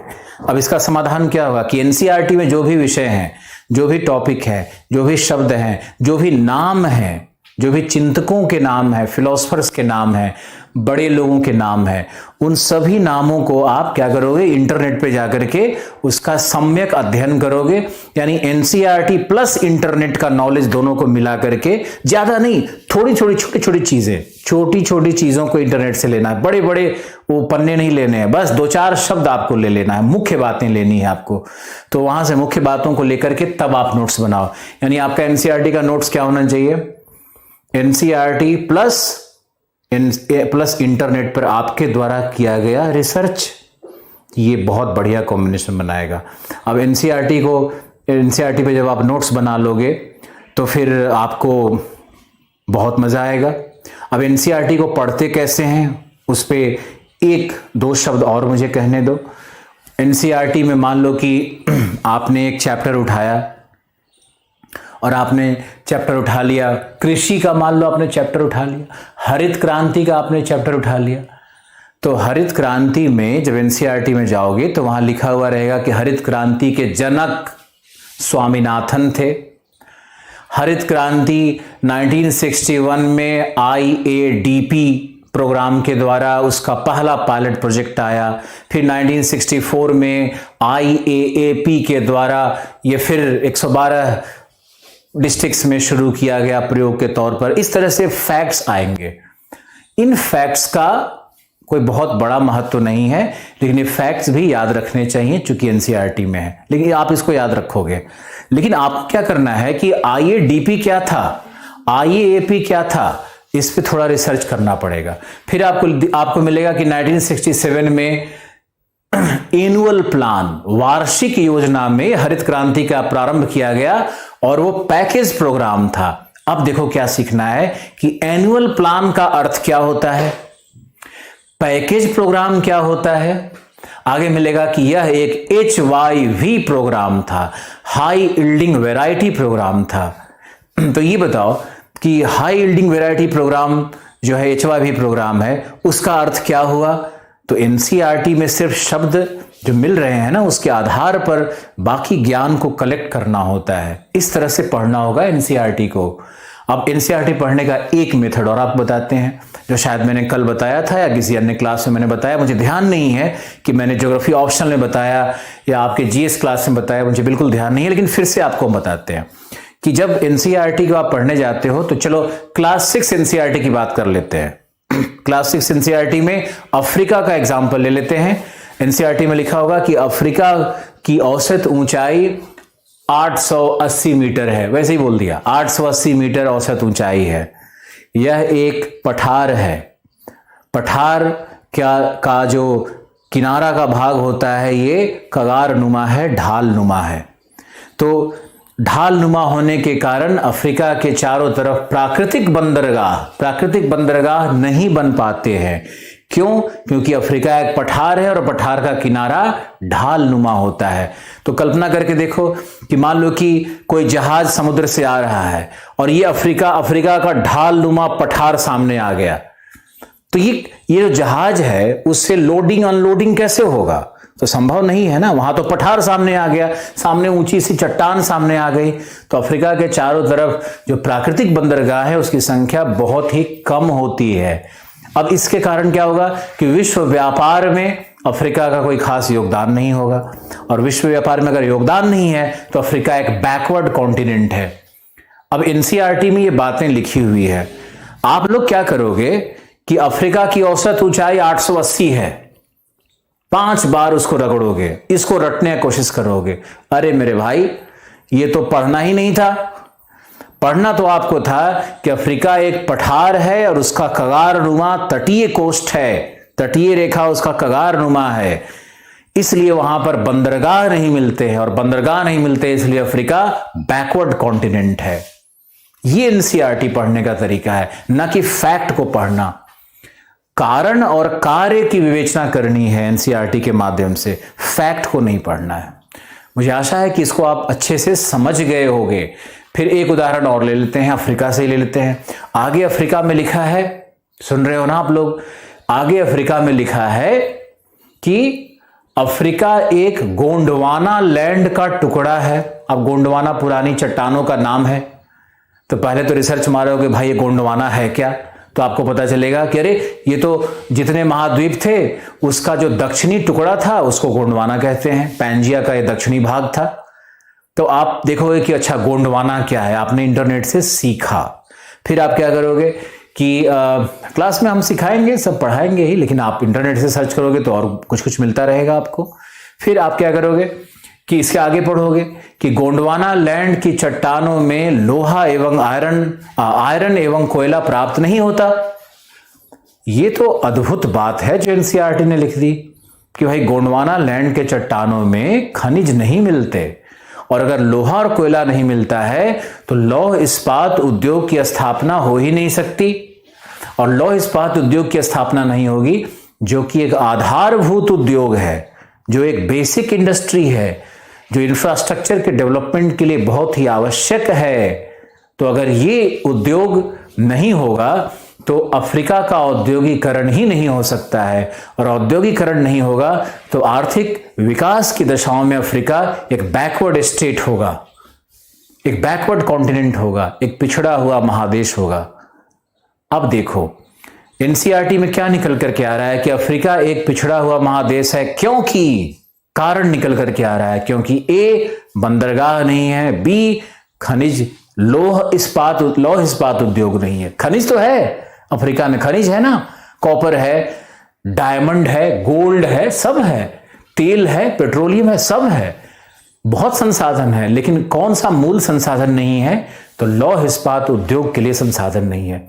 अब एनसीईआरटी को जो इस तरह से पढ़ता है वो व्यक्ति मुख्य परीक्षा में भी बड़े तीर मारता है, और एनसीईआरटी को जो सिर्फ हवा में उड़ा रहा है उसको लग रहा है कि हाँ ठीक है ना, लॉ नहीं मिलता है या नहीं मिलता है। अरे वही मूल प्रश्न बन करके आएगा, वही तो मूल है एनसीईआरटी का, वही तो सार गर्भित चीजें तो एनसीईआरटी में इसी प्रकार से मिलती है ना। तो एनसीईआरटी के लिए तो आप एनसीईआरटी को आप उसको उस तरह से पढ़िए और उस तरह से काम करिए। ओके, हम लोग के विवेक सर जी बहुत गजब ज्योग्राफी पढ़ाते हैं, तो आप उन्हीं से पढ़िए, हमारी क्या आवश्यकता है आपको। बहुत लोग बहुत गजब पढ़ा रहे हैं, जहाँ जहाँ जो लोग गजब पढ़ा रहे हैं आप लोग वहाँ गजब पढ़िए, और गजब का सर्टिफिकेट तो वो देगा जो आईएएस में रैंक 1 लाएगा, पीसीएस में रैंक 1 लाएगा। कई बार हम लोगों को बहुत सारी चीज़ें अच्छी लगती है, लेकिन आपको अच्छा लगाने के लिए तो पढ़ाया नहीं जाएगा, आपको तो वो पढ़ाया जाना है जो आईएएस बनने की प्रक्रिया में आपकी मदद करे। तो आप जिनसे भी जो कुछ भी सीख रहे हो, जिस स्तर पे भी सीख रहे हो, आप जरूर सीखो। ज्ञान तो सबसे मिलना चाहिए, ज्ञान की कोई सीमा नहीं है, और आप अर्जित करो जहां से भी आप अर्जित कर सकते हो। ओके, अब आपको हम चलते हैं और आपको एक और दर्शाते हैं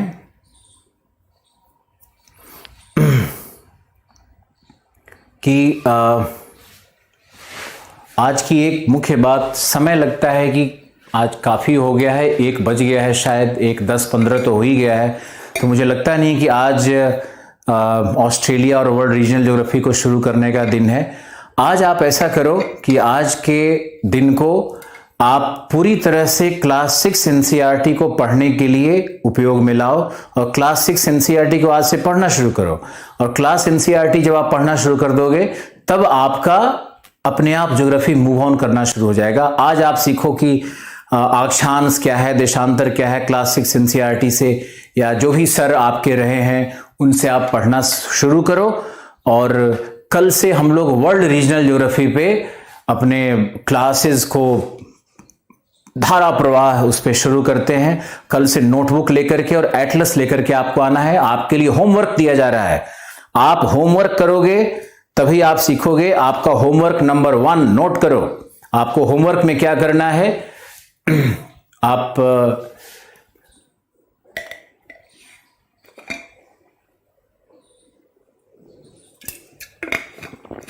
आप ऐसा करो कि 3 होमवर्क आपको लेना है। सबसे पहले आपको होमवर्क के नाम पे क्या करना है कि आपको एटलस उठाना है और एटलस में ऑस्ट्रेलिया पे जाना है। जब आप एटलस में ऑस्ट्रेलिया पे चले जाओगे तो ऑस्ट्रेलिया के सबसे जो इंपॉर्टेंट माउंटेन्स हैं उसको देख लो, नदी देख लो, और ऑस्ट्रेलिया के चारों तरफ जो समुद्र हैं, जो सागर हैं, उसको भी देखना है। ऑस्ट्रेलिया से कर्क रेखा, मकर रेखा कौन निकल रही है ये भी आपको देखना है कि मकर रेखा कैसे बीच से काट रही है या नहीं काट रही, ये आपको देखना है। तो ऑस्ट्रेलिया का एक बेसिक मैपिंग अगर आप घर में कर लोगे तो मेरे लिए बड़ा सरल होगा कि ऑस्ट्रेलिया के उस हर गहराई में हम प्रवेश करें और गहराई में हम जाएं। तो आपको ऐसे ही करना है कि ऑस्ट्रेलिया का आपको एक जनरल मैपिंग कर लेना है। और दूसरा होम टास्क है कि आप 6th क्लास एनसीईआरटी जो ओल्ड है उसमें ऑस्ट्रेलिया सेकेंड लास्ट चैप्टर के रूप में है, तो सेकेंड लास्ट चैप्टर में आप जाकर के ओल्ड एनसीईआरटी से आप पढ़ने की कोशिश करो और आपस में अगर आप शेयर कर सकते हो, आप उसका फोटो लेकर के या व्हाट्सएप पे भेज सकते हो तो भी आप आपस में कर लो, चेंज कर लो और कोशिश करो कि आपको मिल जाए वो एनसीईआरटी। ये दूसरा होम टास्क हुआ। तीसरा आपको होम टास्क क्या करना है कि आपको, ये बड़ा अजीब सा है लेकिन सुनने में थोड़ा कम अच्छा लगेगा, लेकिन आपको करना है कि आप अपने कमरे का पूरा सेटअप चेंज करो। पहले तो मैंने कल भी कहा था, एक अच्छा सा बेडशीट धुला हुआ और पढ़ने का एक बढ़िया सा सेटअप तैयार करो और एक टेबल लैंप ला करके रखो, एक सुंदर सा मग रखो, एक अच्छा सा बॉटल रखो। ये सब जो है ना, इसका इंपैक्ट हमारे कमरे में सफिशिएंट लाइट रखो। एक कर्टेन लगा सकते हो तो 100 रुपए का कर्टेन ही लगा लो नया। जब तक आपका अंदर का सेटअप बहुत सुंदर और अच्छा नहीं होगा तब तक आपको लगातार प्रेरणा नहीं मिलेगी। आपको प्रेरणा तभी मिल सकती है जब आपके आसपास का पर्यावरण, आपका वातावरण अच्छा होगा। और मुझे लगता है कि मैंने इन 2 दिनों में दिल खोल करके आपसे बहुत बात की और मैंने आपको जो मेरे अंदर में था, जो मेरे अंदर में शेयर करने का जो मेरा मन कर रहा था, वो मैंने सब बाहर निकाला है। और अब आने वाले टाइम में तो बस पढ़ना है और कल से वो सब शुरू करते हैं। आज हमारी बताई गई बातों को आपको बिल्कुल ध्यान रखना है और मैं मानता हूं कि हमारे जितनी भी क्लासेस होंगी उसमें से जो सबसे इंपॉर्टेंट क्लास था वो आज का क्लास था, जिसमें मैंने आपको ज्योग्राफी का पूरा वो स्ट्रक्चर बताया और एनसीईआरटी का पूरा वो तरीका बताया। हम आप कुछ प्रश्न ले लेते हैं। चाइल्ड, सर चैनल परचेज ना कर पाए तो इसका कोई जवाब नहीं है। भवानी, हमें भी अच्छा लगता है आपकी बातें। आप देखो, आप जरूर बातों को सुना करो क्योंकि बाकी अब तो 9 महीना तो पढ़ाना ही है ना, 9 महीना तो हम लोग पढ़ेंगे ही ना। तो शुरू में तो आपके बात विचार, हमारी अंदर में जो अनुभव हमारे हैं उसको शेयर करना बहुत जरूरी रहता है। पाठशाला पर एनसीईआरटी अवेलेबल है। कोई पाठशाला करके है इंटरनेट पे, जो एक हमारे छात्र लिख रहे हैं कि पाठशाला पर एनसीईआरटी अवेलेबल है। कुमार साहब लिख रहे हैं, आपने लोगों की मदद की कुमार, बहुत अच्छी बात है। सभी लोग पाठशाला पर जाकर के ओल्ड एनसीईआरटी को आप वो करो और सब्जेक्ट की चिंता मत करो। बाकी सारे सब्जेक्ट का जो एनसीईआरटी है एक ही साथ पढ़ोगे क्या? आप एक साथ नहीं पढ़ सकते हो। मुझे मैप बनाना नहीं आता है, मैप बनाना सिखाया जाएगा, आप चिंता मत करो, सब कुछ सिखाया जाएगा। भारत का मैप 15 सेकंड में बन सकता है। कैसे बनेगा आपको सिखाया जाएगा।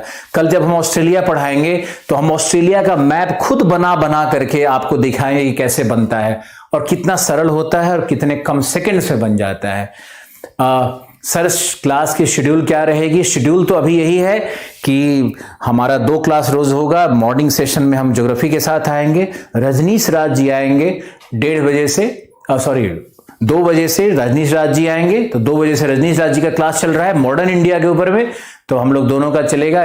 इग्नो का मटेरियल भी मिलेगा, टेलीग्राम पर भी कुछ मटेरियल होगा तो आप पढ़ कर देखो। मेरा तो ये कहना है कि आप जितना कहा जाए उतना ही पढ़ो। देखो, यूपीएससी में जितना पढ़ने की आवश्यकता है उतना ही पढ़ो। ज्यादा हाथ पांव मारने और ज्यादा साम्राज्य फैलाने से कोई बहुत बड़ा फायदा नहीं होता है। बेसिक टू हाई लेवल तो ऑब्वियसली होगा ही। आप हमारा पीडीएफ देख करके समझ रहे हो ना कि किस लेवल तक आपको जाना होगा और किस लेवल तक। डरो मत, लेकिन डरना नहीं है आपको। आप नीचे लेवल से, बेसिक लेवल से ऊपर तक हम लोग धीरे धीरे बढ़ेंगे। कैसे कहते हैं ना कि 1000 miles of journey is is always begins with single steps. Chinese कहावत है ये, तो सिंगल स्टेप आप लेना शुरू करो, अपने आप ही आप आगे माइल्स तक पहुंच जाओगे। बाइलिंगुअल बैच, तो थोड़ा बहुत बाइलिंगुअलिज्म, इसमें हम लोग बाइलिंगुअल की जगह ज्यादा बिलीव करते हैं कि भाई एक हिंदी का बैच हो, एक इंग्लिश का बैच हो, और अंग्रेजी के शब्दावलियों का प्रयोग तो सब लोग करेगा ही करेगा। Thank you Purushottam. न्यूज़पेपर के बारे में हम बात करेंगे, अभी एक दिन में ही सारी बात नहीं की जाएगी। नेक्स्ट जो बैच शुरू होगा हिस्ट्री और ज्योग्राफी के बाद, उसकी चिंता आपको अभी से सता रही है, अद्भुत है ये तो। उसके बाद हम लोग इंडियन पॉलिटी कॉन्स्टिट्यूशन पे जाएंगे, और दूसरे साइड में फिर या तो साइंस एंड टेक्नोलॉजी लेंगे या फिर इंडियन इकोनॉमी लेंगे। तो हमारी अपनी एक योजना है, उसके तहत आपको 9 महीने 4 घंटे 5 घंटे रोज क्लास करनी है। आज के लिए बस इतना ही। थैंक यू सो मच, बहुत मजा आया आपके साथ आज मिलकर के। कल से पूरी तैयारी है ज्योग्राफी को सीखने की, और आज के लेक्चर को सबसे ज्यादा महत्व देना है आपको। आज आपको वो गाइडलाइंस मैंने देने की कोशिश किया जिससे आप आगे पढ़ सको, और लिमिटेड पढ़ सको और आगे बढ़ सको। Thank you.